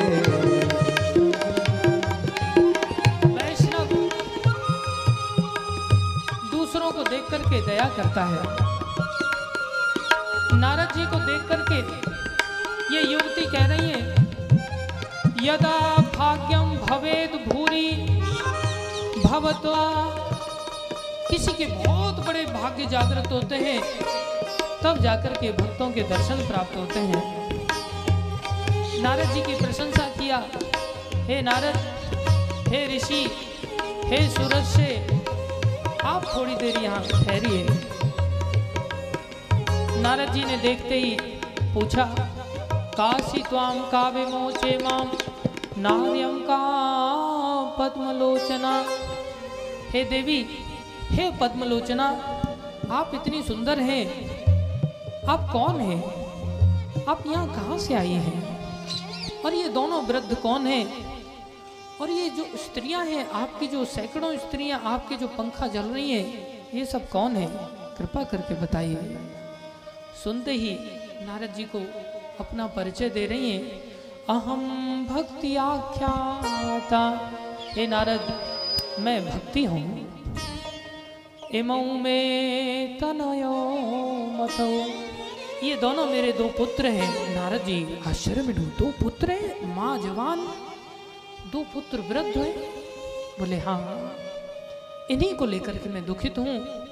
बोले मैं उत्पन्ना द्रविड़े साहम वृद्धिम कर्नाटके गता, मैं द्रविड़ देश में पैदा हुई थी और कर्नाटक में मैं पली बढ़ी। महाराष्ट्र और गुर्जरे, महाराष्ट्र और गुजरात में मैं क्षीणता को प्राप्त हो गई और मैं वृद्धा हो गई। मेरे ये दोनों पुत्र ये भी वृद्ध स्वरूप को प्राप्त हो गए, क्योंकि वहाँ पर भोग अधिक हैं। आज भी आप महाराष्ट्र में जाएं तो लोगों का आहार विहार इतना अच्छा नहीं है। आहार विशेष रूप से लहसुन प्याज से भरा पड़ा है और सुबह से लेकर शाम तक बस खाने पीने पे बहुत ध्यान रखते हैं। लेकिन भक्ति में खाना पीना ये सब चीजें अनुमति नहीं है। ध्यान रखता है ना, वो भजन करने में रुचि नहीं रखता। हम कलयुग के जीव ऐसे ही हैं। कहते हैं ना, कभी समझे नहीं गंवार, हरि भजन को आलसी और भोजन को होशियार। भोजन जहाँ मिल जाए आदमी एकदम जागृत हो जाता है और भजन भक्ति के लिए जीव आलसी हो जाता है। इसलिए लहसुन प्याज आदि बहुत खाया जाता है महाराष्ट्र में, तमोगुनी भोजन है। और गुजरात में भी लोग बहुत अधिक खाने पीने के प्रति सजग रहते हैं। लेकिन ये पहले होता था। नरसिंह मेहता जी जब से आए और तुकाराम महाराज आदि जैसे वैष्णव महाराष्ट्र में जब से आए, तब से ये दोनों राज्य बाकी राज्यों क्षेत्र में है। उस समय वो भक्ति कहने लगी, हम वृद्ध रूप को धारण हो गए। लेकिन जैसे ही हम वृंदावन आए, ये वृंदावन की तो भैया लीला ही न्यारी है। जब आए तो मुझे तो युवा अवस्था का शरीर प्राप्त हो गया। मैं तो वृंदावन में आते ही मेरी सारी वृद्धावस्था चली गई। लेकिन मेरे जो ज्ञान और वैराग्य रूपी पुत्र हैं, ये वृद्ध के वृद्ध बने रहे। ये मूर्छित अवस्था में पड़े हुए हैं, इसलिए इनको देख करके मुझे अच्छा नहीं लगता। नारद जी भी विचार कर रहे हैं कि मुझे भी यहीं वृंदावन में आकर के शांति मिली थी। ये वृंदावन तो आज भी वो दिव्य स्थल है जहाँ भक्ति का आज भी बोलबाला है। आज भी गली गली में, घर घर में, सब जगह पर लोग राधे राधे का गान करते हैं। आज भी वहाँ यमुना महारानी सब जीवों का मंगल करती हैं। वृंदावन की वो जो भूमि है, वहाँ की जो हवा है, वही हरि शरण ते करिष्यति। अरे भगवान हरि कहीं चले थोड़ी गए, भगवान हरि तो आज भी विराजमान है। भगवान हरि की कृपा से आपको अवश्य ही समाधान प्राप्त होगा। बोले मैं समझ रहा हूँ, जना अघोसुरायन्ते, सारे संसार के लोग कलयुग के प्रभाव से बोले अघासुर बन गए। बोले इस कारण से साठ्य दुष्कर्मानि कारणम, संसार में सब लोग 60 कर्मों में लगे हुए हैं। कलयुग का ऐसा दुष्प्रभाव, लुप्त सदाचार हो गया, योग मार्ग तपस्या आदि सब प्राय कलयुग के प्रभाव से लुप्त हो गया। यह संतो विषीदंती, ये ऐसा युग आ गया भैया जहाँ संत लोग बेचारे दुखी रहते हैं और जो पाखंडी लोग हैं, जो असाधव हैं, जो साधव नहीं है, प्रहर्षति, वो लोग बड़े ही खिलखिला करके हंसते हैं, आनंद लेते हैं, माला माल होकर के घोड़ा गाड़ियों में घूमते हैं, उनके मजे आ रहे हैं। कलयुग ऐसा है जहाँ संत लोग दुखी होते हैं और बुरे लोग आनंद लेते हैं। बोले इससे अच्छा तो फिर बुरे ही बन जाते हैं। बोले नहीं, बुरे बनने में लाभ नहीं। एक बार दो मित्र थे, बेचारे रास्ते में चल रहे थे, तो एक मित्र चलते ठोकर लगी, उसका नाखून पलट गया। और एक मित्र जो भजन नहीं करता था, जो मदिरा पान करता था, सिगरेट फूकता था, उल्टे सीधे काम करता था, उसको ठोकर लगी तो देखा किसमें लगी, तो देखा तो एक सोने की मोहर का एक थैला पड़ा था। तो सोने की मोहर पाके बड़ा प्रसन्न हो गया। अब ये आकर के उसको बता रहा है, देख तेरा जीवन तो केवल राम राम जपता रहता है, बस कितने कष्टों से भरा हुआ है, मेरे को देखता हूँ और देखो मेरे को आनंद कितना मिल रहा है। धन संपत्ति मेरे को ठोकर में प्राप्त हो जाती है, कदम की ठोकर से प्राप्त हो जाती है। बोले जहां पैर मारता हूं वहां लक्ष्मी प्रकट हो जाती है। अब ये बेचारा लंबे समय से ताने सुनता था, इससे सहना बहुत कठिन हो गया। गुरुदेव के पास गया, गुरु को जाकर, क्यों होता है, why do bad things happen with good people, अच्छे लोगों के साथ बुरा क्यों होता है और बुरे लोगों के साथ अच्छा क्यों देखा जाता है, ये समझ नहीं। बोले क्या हुआ, बोले मेरे साथ ऐसा हुआ और वो दुष्ट आदमी उसके साथ ऐसा हुआ। बोले अरे, उन्होंने चिंतन किया, पता चला, बोले उसके पूर्व के ऐसे पुण्य कर्म थे कि उसको बहुत बड़ा राजा बनना था। अभी घड़ी ऐसी थी कि उसको राजा बनना था, जो मदिरा पान करने वाला, लेकिन उसने ऐसे पाप कर्म किए कि उन पाप कर्मों के कारण उसका राजपाट तो मिला नहीं, लेकिन सोने की मोहरों का छोटा सा थैला मिला है अभी मात्र। और हे बेटा, तेरे को तो सूली पर चढ़ना था, लेकिन तेरी भक्ति के कारण वो सारे पापों का नाश हो गया और केवल ठोकर से तुम्हारा नाखून ही गिरा है, इसलिए तुम कलयुग है। धत्ते धैर्यम तुयो धीमान, इस कलयुग में जो धैर्य धारण करके भक्ति कर जाता है, जो विचलित नहीं होता, देखा देखी में समझता है कि मेरे किसी कर्म से आज भक्ति करूंगा तो मेरे सारे मुक्त संगा परम ब्रजे। कृष्ण कीर्तन करने से जो कलयुग दोषों का खजाना है, दोषों की खान है, अगर वो कृष्ण कीर्तन में कोई व्यक्ति लग जाए, दोषों के रहते हुए भी मुक्त संगा, इस संसार के भयावह परिणाम से मुक्त होकर के परम धाम गोलोक वैकुंठ की प्राप्ति करता है। ये गुण राजा परीक्षित ने देखा और यही गुण बोले भगवान जानते हैं। इसलिए चैतन्य महाप्रभु ने भी इसी कलयुग का वर्णन किया। इसको तो कलयुग को धन्य कली कहा। बोले ये कलयुग धन्य है, इसलिए समस्त अवतार बड़े बड़े महाभागवत वैष्णव इस कलयुग में आए।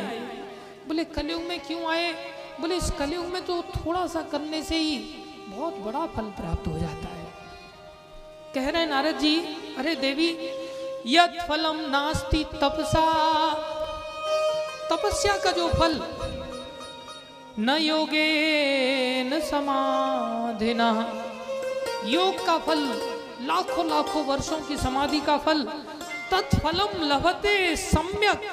हाँ, बोले वही फल कलौ केशव कीर्तनात्, कलयुग में वही फल कृष्ण कीर्तन से मिल जाता है। सतयुग में जो 13 साल तक तपस्या करने से जो फल मिलता था, त्रेता युग में वो 3 साल करने से मिलता था, द्वापर युग में वो और 1 वर्ष के करने से प्राप्त होता था, लेकिन कलयुग में तो 1 दिन में अगर कोई भजन करे, 1 दिन के प्रताप से ही वही 13 वर्ष का फल मिल जाता है। बोले जो इस बात को जान जाता है, हरीर नाम एव केवलम कलौ नास्तेव नास्तेव नास्ते अन्यथा गतिर अन्यथा। गति प्राप्त करने का हरि नाम ही एकमात्र साधन है और कोई साधन नहीं है। इसलिए जो इस रहस्य को जान जाता है वो अपने आप को कृष्ण कीर्तन में लगा देता है और जीवन को सफल बना लेता है।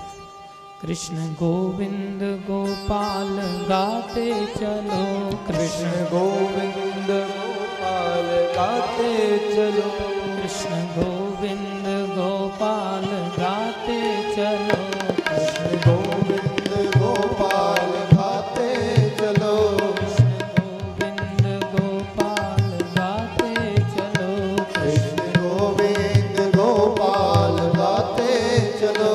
मन को विषयों के विष से हटाते चलो, मन को विषयों के विष से हटाते चलो, मन को विषयों के विष से हटाते चलो, मन को विषयों के विष से हटाते चलो। कृष्ण गोविंद गोपाल गाते चलो, कृष्ण गोविंद गोपाल गाते चलो।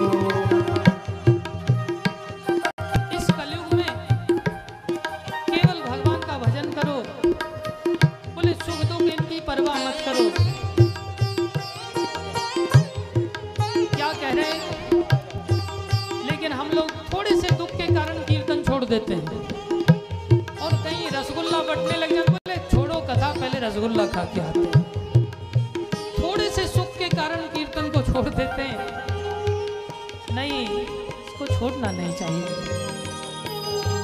चैतन्य महाप्रभु वो निरंतर कीर्तन करते, उनका तो काम ही रात भर कीर्तन करते, दिन भर कीर्तन करते, सारी रात कीर्तन होता। लेकिन हम सुख दुख में ही डूबते रहते हैं। कह रहे दुख में रो नहीं, सुख में फूलो नहीं, दुख में रो नहीं, सुख में फूलो नहीं। दुख में मत रो, रोने से होगा क्या? रोने से कुछ नहीं होगा। और सुख में हम एकदम सीना चौड़ा से हो जाता, ओ मैं ये सुख पा रहा हूँ, मेरे पास गाड़ी आ गई, मेरे पास सुंदर पत्नी आ गई, मेरे पास सुंदर नौकरी लग गई। नहीं, क्या कह रहे? सुख में दुख में रो नहीं, सुख में फूलो नहीं, दुख में रो नहीं, सुख में फूलो नहीं, दुख में रो नहीं, सुख में फूलो नहीं, दुख में रो नहीं, सुख में फूलो नहीं। रात दिन कृष्ण का नाम भूलो नहीं, रात दिन कृष्ण का नाम भूलो नहीं, रात दिन कृष्ण का नाम भूलो नहीं, रात दिन कृष्ण का नाम। भूलो नहीं। कृष्ण गोविंद गोपाल गाते चलो, कृष्ण गोविंद गोपाल गाते चलो, कृष्ण गोविंद गोपाल गाते चलो, कृष्ण गोविंद गोपाल गाते चलो। कृष्ण कीर्तन।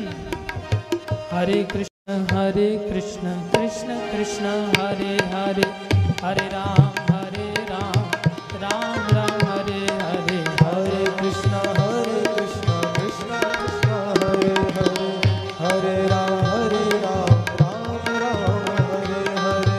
हरे कृष्ण कृष्ण कृष्ण हरे हरे, हरे ताली बजाइए। हरे राम राम हरे हरे, हरे कृष्ण कृष्ण कृष्ण हरे हरे, हरे राम राम राम हरे हरे। हरे कृष्ण कृष्ण कृष्ण हरे अभी ताली बजाइए।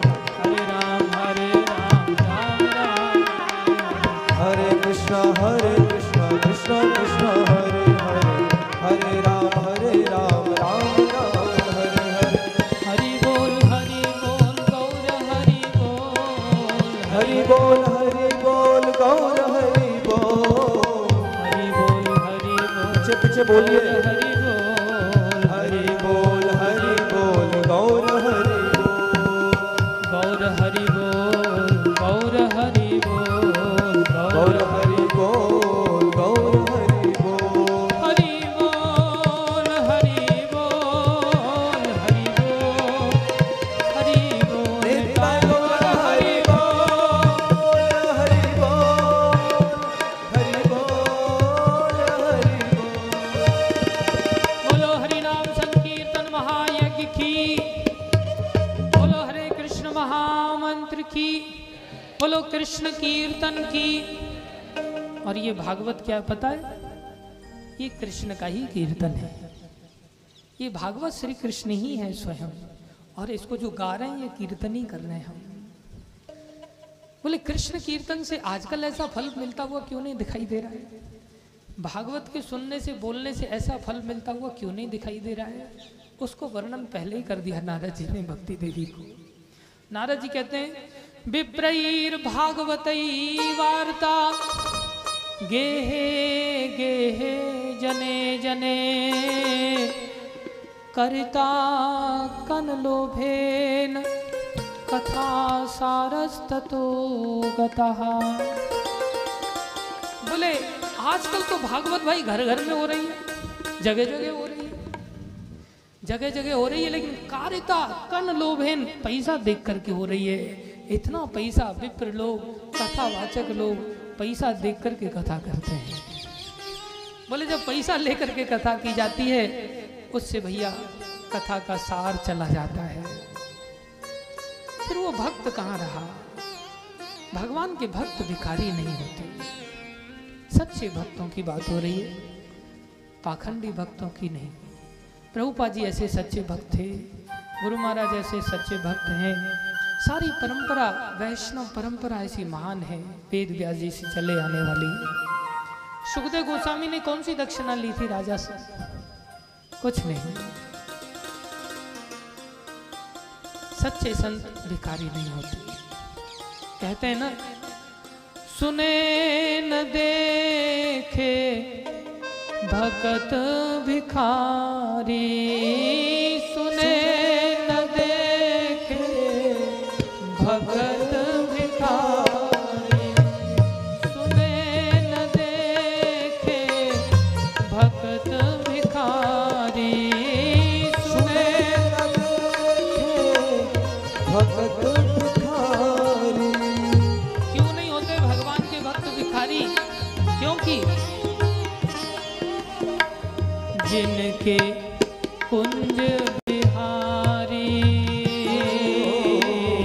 जिनके कुंज बिहारी,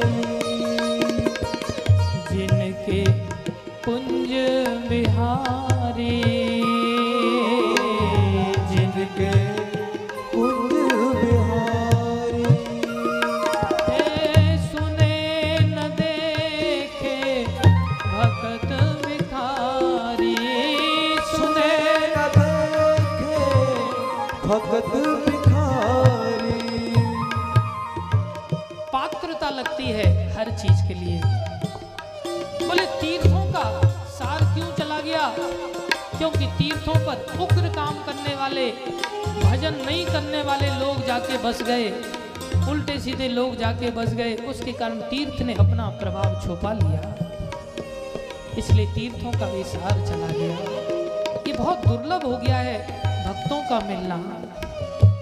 प्रभुपाद जी जैसे शुद्ध भक्तों ने जब इसी भागवत की कथा को सुनाया तो भाई हिप्पी लोग भक्त बन गए। जो शराब को पानी की तरह पीते थे, जो गऊ मांस को गाजर की तरह खाते थे, जो नशा, मांसाहार, जो व्यभिचार कुत्ते बिल्लियों की तरह करते थे, जो जुआ सट्टा जिनका धंधा बना हुआ था, वो ब्रह्मचारी सन्यासी बन गए, वो भगवान के भक्त बन गए जिन्होंने कृष्ण का नाम कभी नहीं सुना था। बोलो जगत गुरु शिल प्रभुपाद की। प्रभुपाद जी ऐसे महात्मा थे। भगवान के जो भक्त होते हैं, देखो प्रभुपाद जी गुरु महाराज हमारे यहाँ लिख रहे हैं, अगर हम सोचें ओ मैं ये सेवा कर रहा हूँ, मुझे बदले में कुछ मिलना चाहिए, तो श्रील प्रभुपाद ने इसकी अनुमति नहीं दी है। अर्थात भगवान की भक्ति तो करें, लेकिन बदले में कुछ ना चाहें। यही भक्ति है, यही वास्तविक भक्ति है। जब तक हम बदले में कुछ चाहते हैं, किसी कारण से भक्ति करते हैं, किसी कारण से कथा करते हैं, तो भाई फिर वो कथा कीर्तन में नहीं आती। नारद जी ने ये बात पहले ही बता दिया। इसको सुनकर के भक्ति माता बड़ी प्रसन्न हुई। भक्ति माता कहती, सुरस्य त्वं हि धन्योऽसि मद्भाग्येन समागता, साधूनां दर्शनं लोके सर्वसिद्धिं करं परम। साधुओं का दर्शन, हे ऋषि, हे सुरर्षि, हे देवऋषि नारद, आपके दर्शन करके हम धन्य हो गए। आपके दर्शन से कौन सी ऐसी सिद्धि है जो नहीं प्राप्त होती। नारद जी कहते हैं, हे देवी भक्ति माता, वृथा खेदय वाले, आप क्यों वृथा में खेद करती हो। अहो चिंता तुरा कथम, आप क्यों चिंता करते हैं। खेद मत करो, चिंता मत करो, मेरे पास इसका उपाय है। आपकी समस्या का उपाय है, एक फॉर्मूला है हमारे पास। बोले क्या फॉर्मूला है, क्या उपाय है। श्री कृष्ण चरणाम भोजम स्मर दुखम गमेष्यति। अरे भगवान श्री कृष्ण के चरणों का स्मरण करना क्या कोई कठिन काम है। अरे कोई चरणों का स्मरण करके तो देखे, दुख पता नहीं कौन से चूल्हे में जाकर के गिर जाएंगे, जल के खाक हो जाएंगे, भस्म हो जाएंगे। कृष्ण चरणों को स्मरण तो करो भाई। हमारे आचार्यों ने यही शिक्षा दिया है। आचार्य समझाते हैं, लेकिन हमारा गंदा मन मानता नहीं ना, दूसरी चीजों का स्मरण करता है। भजहु रे मन श्री नंद नंदन, अभय चरणार विंद रे। अरे मन, तू नंद नंदन भगवान श्री कृष्ण का भजन कर। इससे क्या होगा, उनके चरण अभय देने वाले हैं। दुर्लभ मानव जन्म सत्संगे, ये मनुष्य शरीर बड़ा दुर्लभ है, इसमें तुम सत्संग कर लो। तर हुए भव सिंधुरे, ये भव सागर को तर जाओगे। इस भव सागर में क्या समस्या है। कोई कहे मेरे जीवन में कोई समस्या नहीं भाई, मैं क्यों कृष्ण चिंतन करूं। अरे बुढ़ापे का कष्ट आ रहा है, कोई नहीं चाहता बूढ़ा होना। मौत का कष्ट आ रहा है, कोई नहीं चाहता मरना। बीमारियों का कष्ट आएगा, कोई नहीं चाहता बीमार होना। जन्म भी लेना पड़ेगा फिर से किसी योनि में, कोई नहीं चाहता उस कष्ट को पार करना, उस कष्ट में से गुजरना। सबको इन कष्टों से गुजरना पड़ता है। केवल भगवान श्री कृष्ण के चरणों का आश्रय लेने से ही जीव इस भव सागर को पार कर सकता है।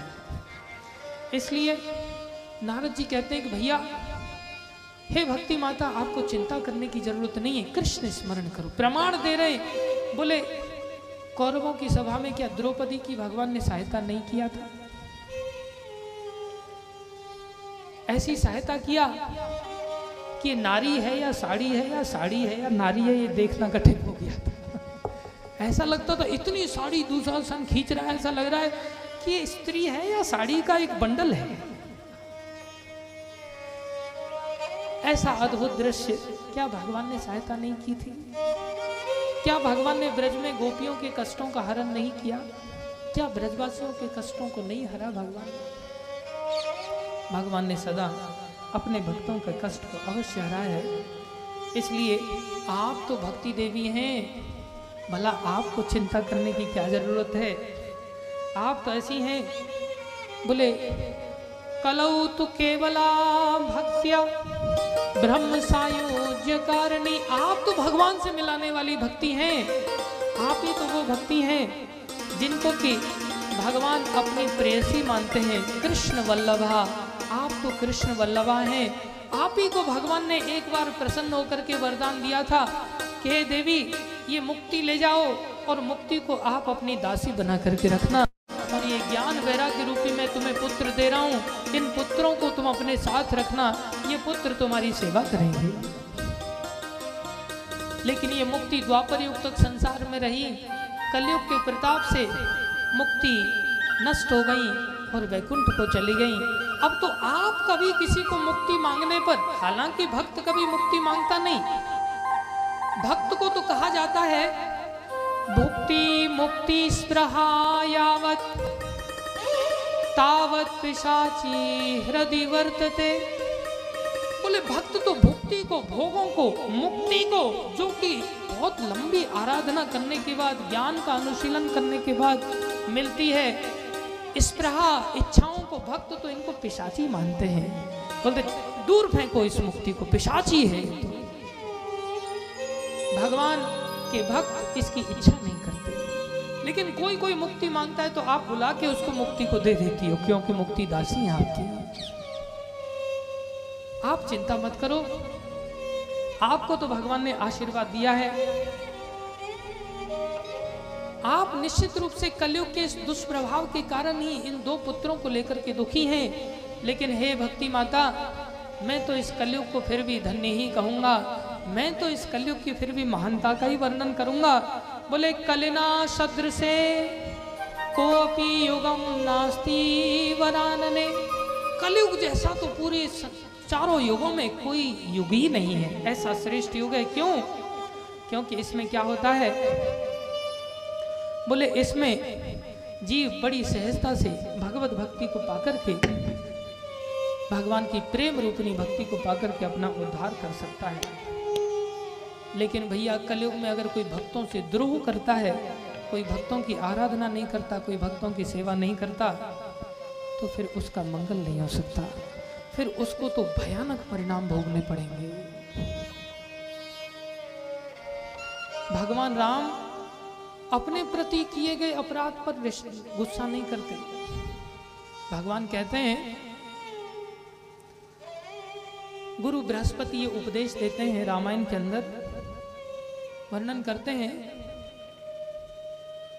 सुन सुरेश रघुनाथ सुभाओ, सुन सुरेश रघुनाथ सुभाओ, सुन सुरेश रघुनाथ सुभाओ, सुन सुरेश रघुनाथ सुभाओ, निज अपराध रिसायन काहो, निज अपराध रिसायन काहो।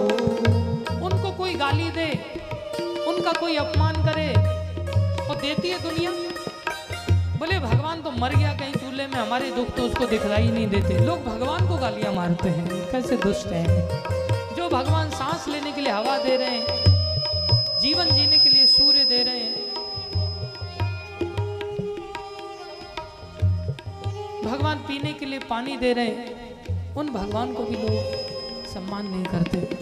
फिर भी भगवान क्षमा करते और देते ही रहते हैं। सुन सुरेश रघुनाथ सुभाओ, सुनो सुरेश रघुनाथ सुभाओ, निज अपराध रिसायन काहो, निज अपराध रिसायन काहो।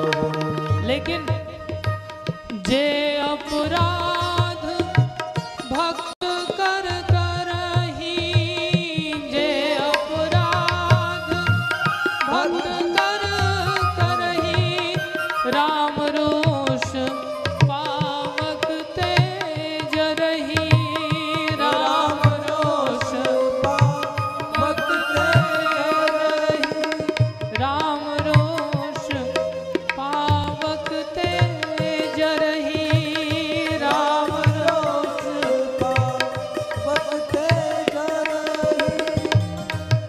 जो अपराध भक्तों के प्रति करता है, जिनके हृदय में भक्ति है, वो भक्त हैं। बोले भगवान का रोष अग्नि की तरह बरसता है और जला के राख कर देता है। इसलिए भक्तों से सदा सावधानी से व्यवहार करना भाई। भक्तों को साधारण मत मान लेना, भक्त साधारण नहीं होते। इसी बात को जब सुना भक्ति माता ने कि आपकी भक्ति करने वालों की तो ऐसी महिमा है हे माता, तो माता कहने लगी अहो नारद धन्योसी, हे नारद आप धन्य हैं, प्रीतिस्ते मई निश्चला, आपकी मेरे में जो निश्चल प्रीति है कि सब कुछ भक्ति करने से हो सकता है, ऐसा तुम्हारा जो विश्वास है ये मुझे बहुत अच्छा लगता है। हे नारद अब आप मेरे इन दोनों पुत्रों को भी कुछ यत्न करो, ये दोनों बेचारे वृद्ध अवस्था को प्राप्त होकर के सुदबुद खोकर के बैठे हुए हैं, इनके लिए कुछ उपाय करो। नारद जी ने क्या किया, दोनों पुत्रों के पास गए, उनके कानों के पास अपना मुख रखा और वेद मंत्र उच्चारण करने लगे। ज्ञानम प्रभुताम शीघ्रम रे वैराग्य प्रभुताम, अरे ज्ञान अरे वैराग्य भैया उठो। लेकिन वेद मंत्र आदि उच्चारण कर रहे हैं, गीता पाठ कर रहे हैं, एक बार नहीं कई बार गीता का पाठ सुनाया, लेकिन आखिर में थोड़ा सा जमाई जैसा आया और फिर से मूर्छित होकर के वो ऐसे कैसे ही बेहोश हो गए। बार बार प्रयास करने पर भी नारद जी ने देखा कोई उपाय समझ में नहीं आ रहा है, तो तपस्या करने के लिए बैठने लगे। इतनी देर में आकाशवाणी हुई, नारद चिंता मत करो, हे नारद सत्कर्माणि कृते तस्मिन् सनिद्रा वृद्धता नयो, बोले कोई सत्कर्म करो, तुम्हारे किसी सत्कर्म के द्वारा इनका वृद्ध अवस्था का ये दोष दूर हो जाएगा। अब नारद जी सोच रहे हैं आकाशवाणी तो हुई, चिंता मत करो, तुम्हारा जो उपाय है वो जरूर सफल होगा, लेकिन कुछ स्पष्टता के साथ बात नहीं बताई। अब कौन सा सत्कर्म करें, इतनी देर से तो सत्कर्म ही कर रहे थे। तो नारद जी अलग अलग तीर्थों में फिर से गए, जाकर के अलग अलग ब्राह्मणों से पूछने लगे, भैया ऐसी ऐसी स्थिति है, ज्ञान वैराग्य वृद्धावस्था को प्राप्त हो गए, भक्ति माता दुखी हैं। बहुत सारे लोग कहते हैं भक्ति है तो ज्ञान वैराग्य की इतनी आवश्यकता नहीं है। नहीं, भक्ति माता दुखी रहती हैं अगर ज्ञान और वैराग्य नहीं होते तो जीवन में। इसलिए ज्ञान वैराग्य भी आवश्यक है। कौन से ज्ञान वैराग्य? जो भक्ति माता की सेवा करें। जिन ज्ञान और वैराग्य से अहंकार आ जाए वो ज्ञान वैराग्य ठीक नहीं। इसलिए भक्ति माता ज्ञान वैराग्य की चिंता कर रही हैं, उनको जागृत करना चाहती हैं और जागृत होते ही हैं क्योंकि उनके पुत्र हैं। एक माँ बिना पुत्रों के कैसे रह सकती है? माँ को अपने पुत्रों की चिंता सताती है। क्या हुआ, अलग अलग ब्राह्मणों के पास जा रहे हैं, उपाय पूछ रहे हैं। सब लोग सोच रहे हैं कि अरे जब नारद बाबा को ये चीज़ें पता नहीं है कौन सा सत्कर्म किया जाए तो भैया हमारी क्या औकात है। अब जब मोर इतना सुंदर ध्वनि निकालता है तो भैया कोयल आदि तोता आदि उनकी चहचहाट की क्या कीमत रह जाती है। बोले नारद जी मोर की भांति हैं। अब तो जगह जगह पूछ रहे हैं तो बहुत सारे लोग कहीं प्रश्न न कर दें नारद जी, इसलिए लोग भाग जाते हैं उनसे दूर। और हाहाकार मच गया पूरी त्रिलोकी में कि नारद जी के प्रश्नों का उत्तर कौन दे सकता है, नारद जी की समस्या का समाधान भैया कौन कर सकता है। बड़ी गंभीर समस्या है, नारद जी ही इसका उपाय खुद सोच सकते हैं, हमारे तो बस की बात है नहीं। जब नारद जी ऐसा चिंतन करते हुए चिंता से आतुर होकर के जब बद्री विशाल बद्रीनाथ पहुँचे, वहाँ पर उनकी 4 कुमारों से जब भेंट हुई तब 4 कुमारों ने उनसे ये चिंता का संवाद सुनकर के पहले ही उन्होंने प्रश्न किया था, आपका क्या गुम हो गया है? ऐसा लगता है गृहस्थी का कुछ धन छिन गया हो जिसके चलते आप इतने चिंता में डूबे हो। देखो भक्त भी चिंता करते हैं, लेकिन भक्त दूसरों के दुखों की चिंता करते हैं, हम अपने दुखों की चिंता करते हैं। इसलिए हम भक्त नहीं हैं। चिंता तो सबको करनी चाहिए, लेकिन जो भक्त दूसरों की चिंता करता है भगवान उसमें बड़े प्रसन्न होते हैं। वो स्वार्थी नहीं होता, परमार्थी होता है। जो परमार्थी होता है उसको कृष्ण मिलते हैं, जो स्वार्थी होता है उससे कभी कृष्ण नहीं मिलते। चिंताएं तो करनी पड़ती।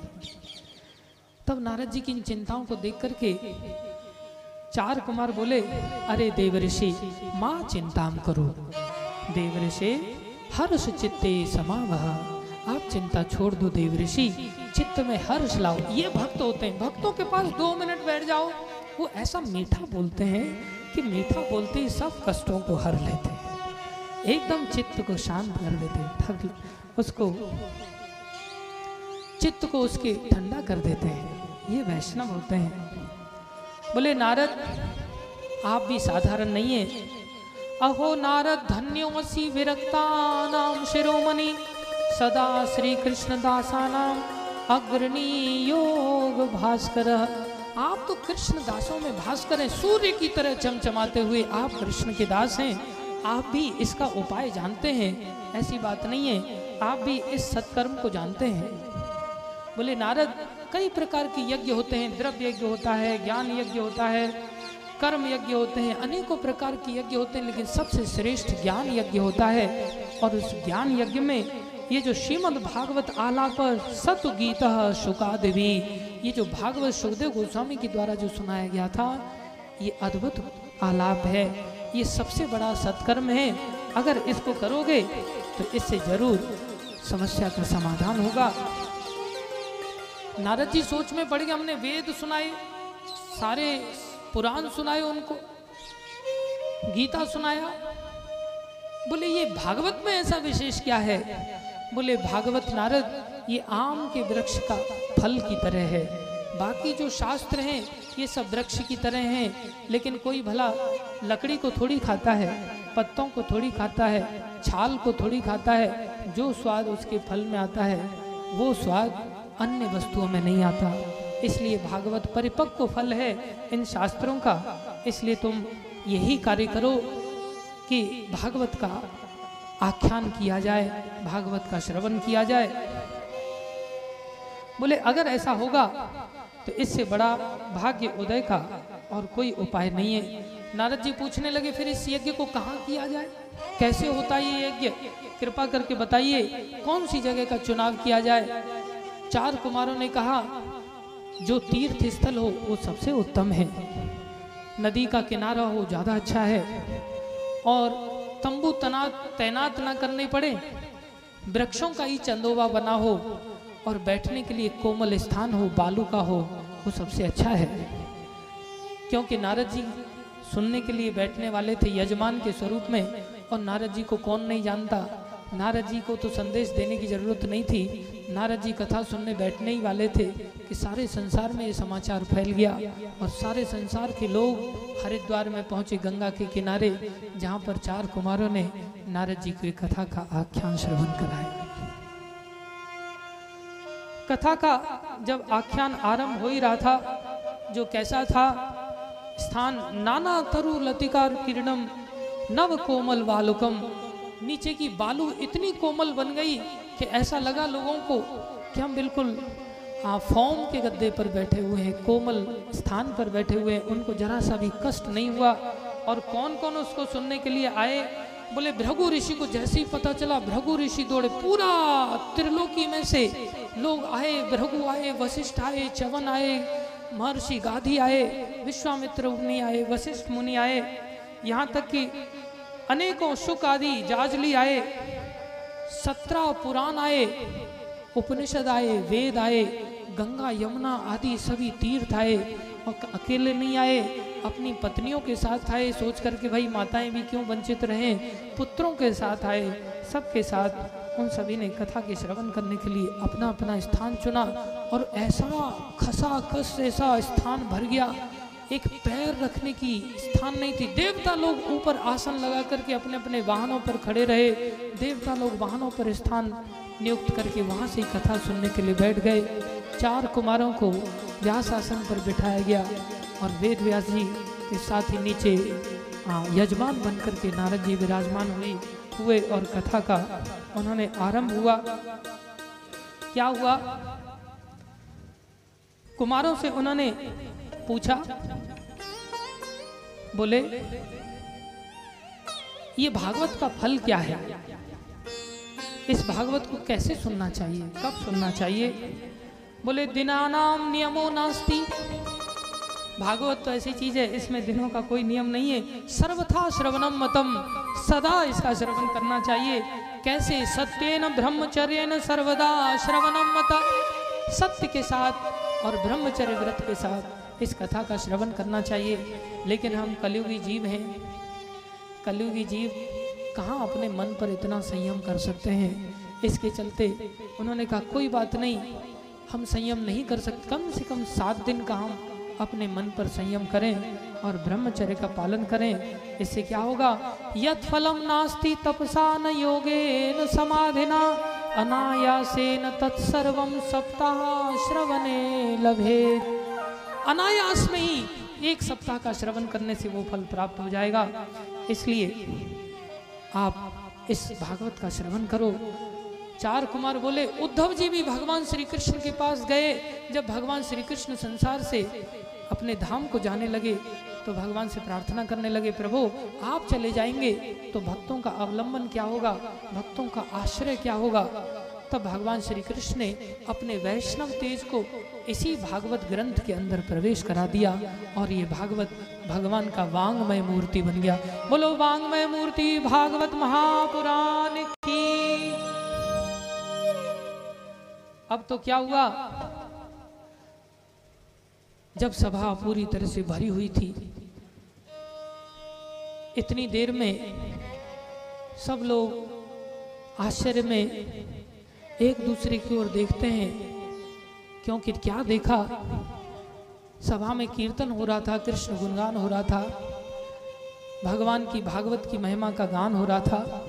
इतनी देर में अचानक से वही भक्ति देवी अपने दोनों पुत्रों के साथ, जो जवान हो गए थे, दोनों पुत्रों के साथ खचाखच भरी हुई सभा के बीच में से अचानक से कृष्ण कीर्तन करते हुए प्रकट हुए। श्री कृष्ण गोविंद हरे मुरारे, हे नाथ नारायण वासुदेवा।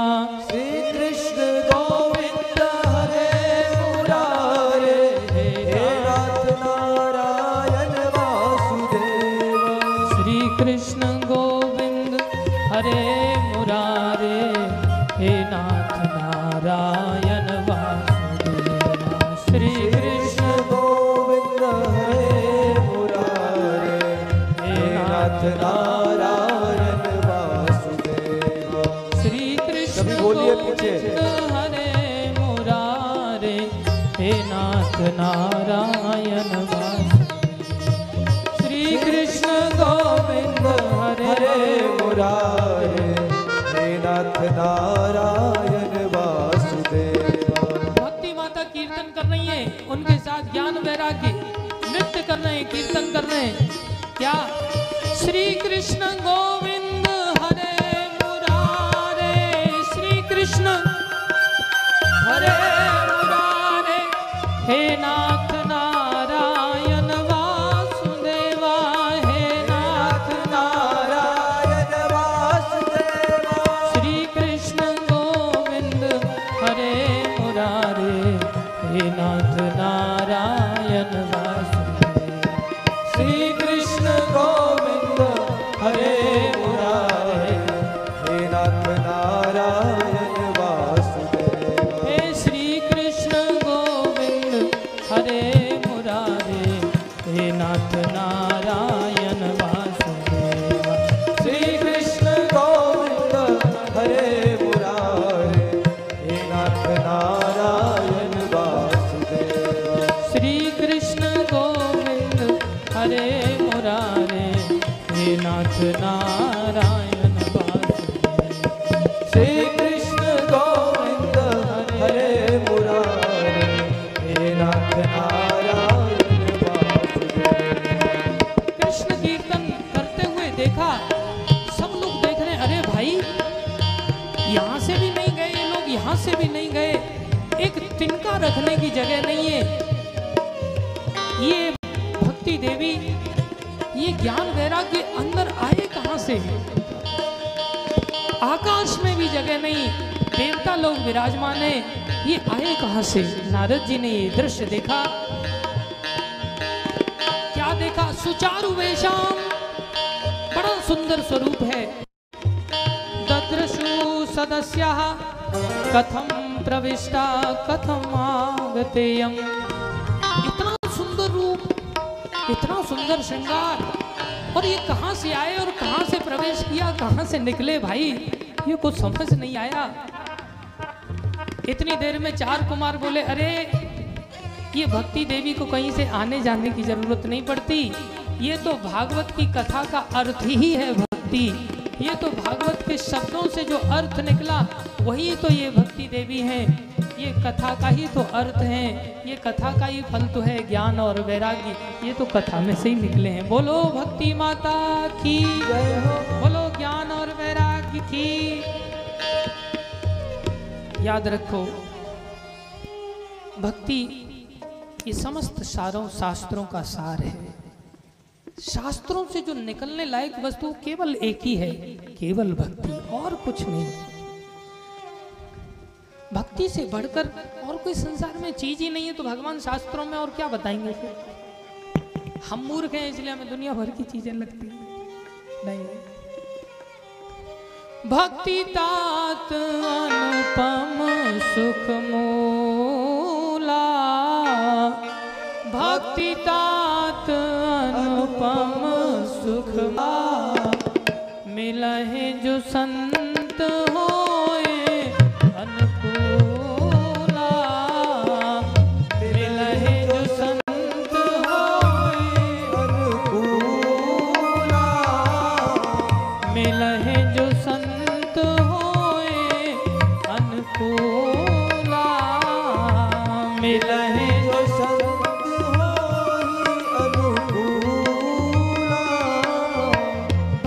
अनुपम सुख देने वाली, इससे बड़ा और सुख की वस्तु ही नहीं है। याद रखो इस बात को।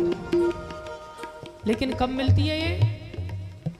मिलहि जो संत होए अनुकूला, मिलहि जो संत होए अनुकूला, भक्तों के पास जाकर के मिलती है बस। बोले कोई व्यक्ति अगर बहुत ही गरीब है और उसके पास अगर भक्ति है, पैसा धेला कुछ नहीं, तो फिर क्या वो, और एक व्यक्ति जिसके पास बहुत बड़ा धन है लेकिन भक्ति नहीं है, तो कौन श्रेष्ठ है? नारद जी कहने लगे, सूत गोस्वामी के माध्यम से यहाँ शिक्षा मिल रही है। सकल भुवन मध्य निर्धनास्ति पे धन्यः। कोई व्यक्ति निर्धन है लेकिन वो धन्य है। क्यों? निवसति हृदय शाम श्री हरिर भक्ति कहा। किसी के हृदय में अगर एका भक्ति अगर विराजमान है तो निर्धन होते हुए भी वो धन्य है। बोले क्यों ऐसा? भक्ति का ऐसा प्रताप क्यों? क्योंकि भक्ति करने से क्या होता है? हरिरपि निज लोकम सर्वथा तो विहाय। भगवान अपने निज लोक को भक्तों के लिए छोड़ के आ जाते हैं। और हुआ ऐसा, जैसे ही भक्ति देवी प्रकट हुई, क्या हुआ? सुखदेव गोस्वामी से पूछने लगी, अरे हम कहाँ बैठे, हमारे लिए भी कोई स्थान होना चाहिए। सुखदेव गोस्वामी कहने लगे, हे भक्ति माता, आप तो भक्तों के हृदय को पोषित करती हैं, इसलिए आप भक्तों के हृदय में ही विराजमान हो जाइए। सुखदेव गोस्वामी ने भक्तों का आसन बताया, भक्तों का हृदय आसन बताया। भक्ति देवी गई और उन्होंने हृदय में आसन जमा लिया। और जैसे ही भक्ति के हृदय में आसन जमाने मात्र की देर थी, क्या हुआ? एक और चमत्कार हुआ।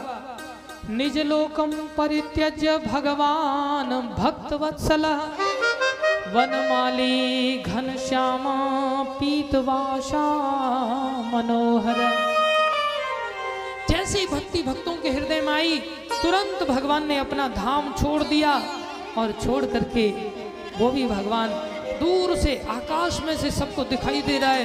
एक नीला प्रकाश भगवान के अंग कांति के रूप में प्रकट होता हुआ दिखाई दे रहा है। और उस नील कांति के ऊपर पीत वस्त्र भगवान ने धारण कर रखा है। कह रहे हैं यहाँ बोले वनमाली घनश्याम, कैसा रूप है भगवान का, घनश्याम है, मेघ बरसने वाले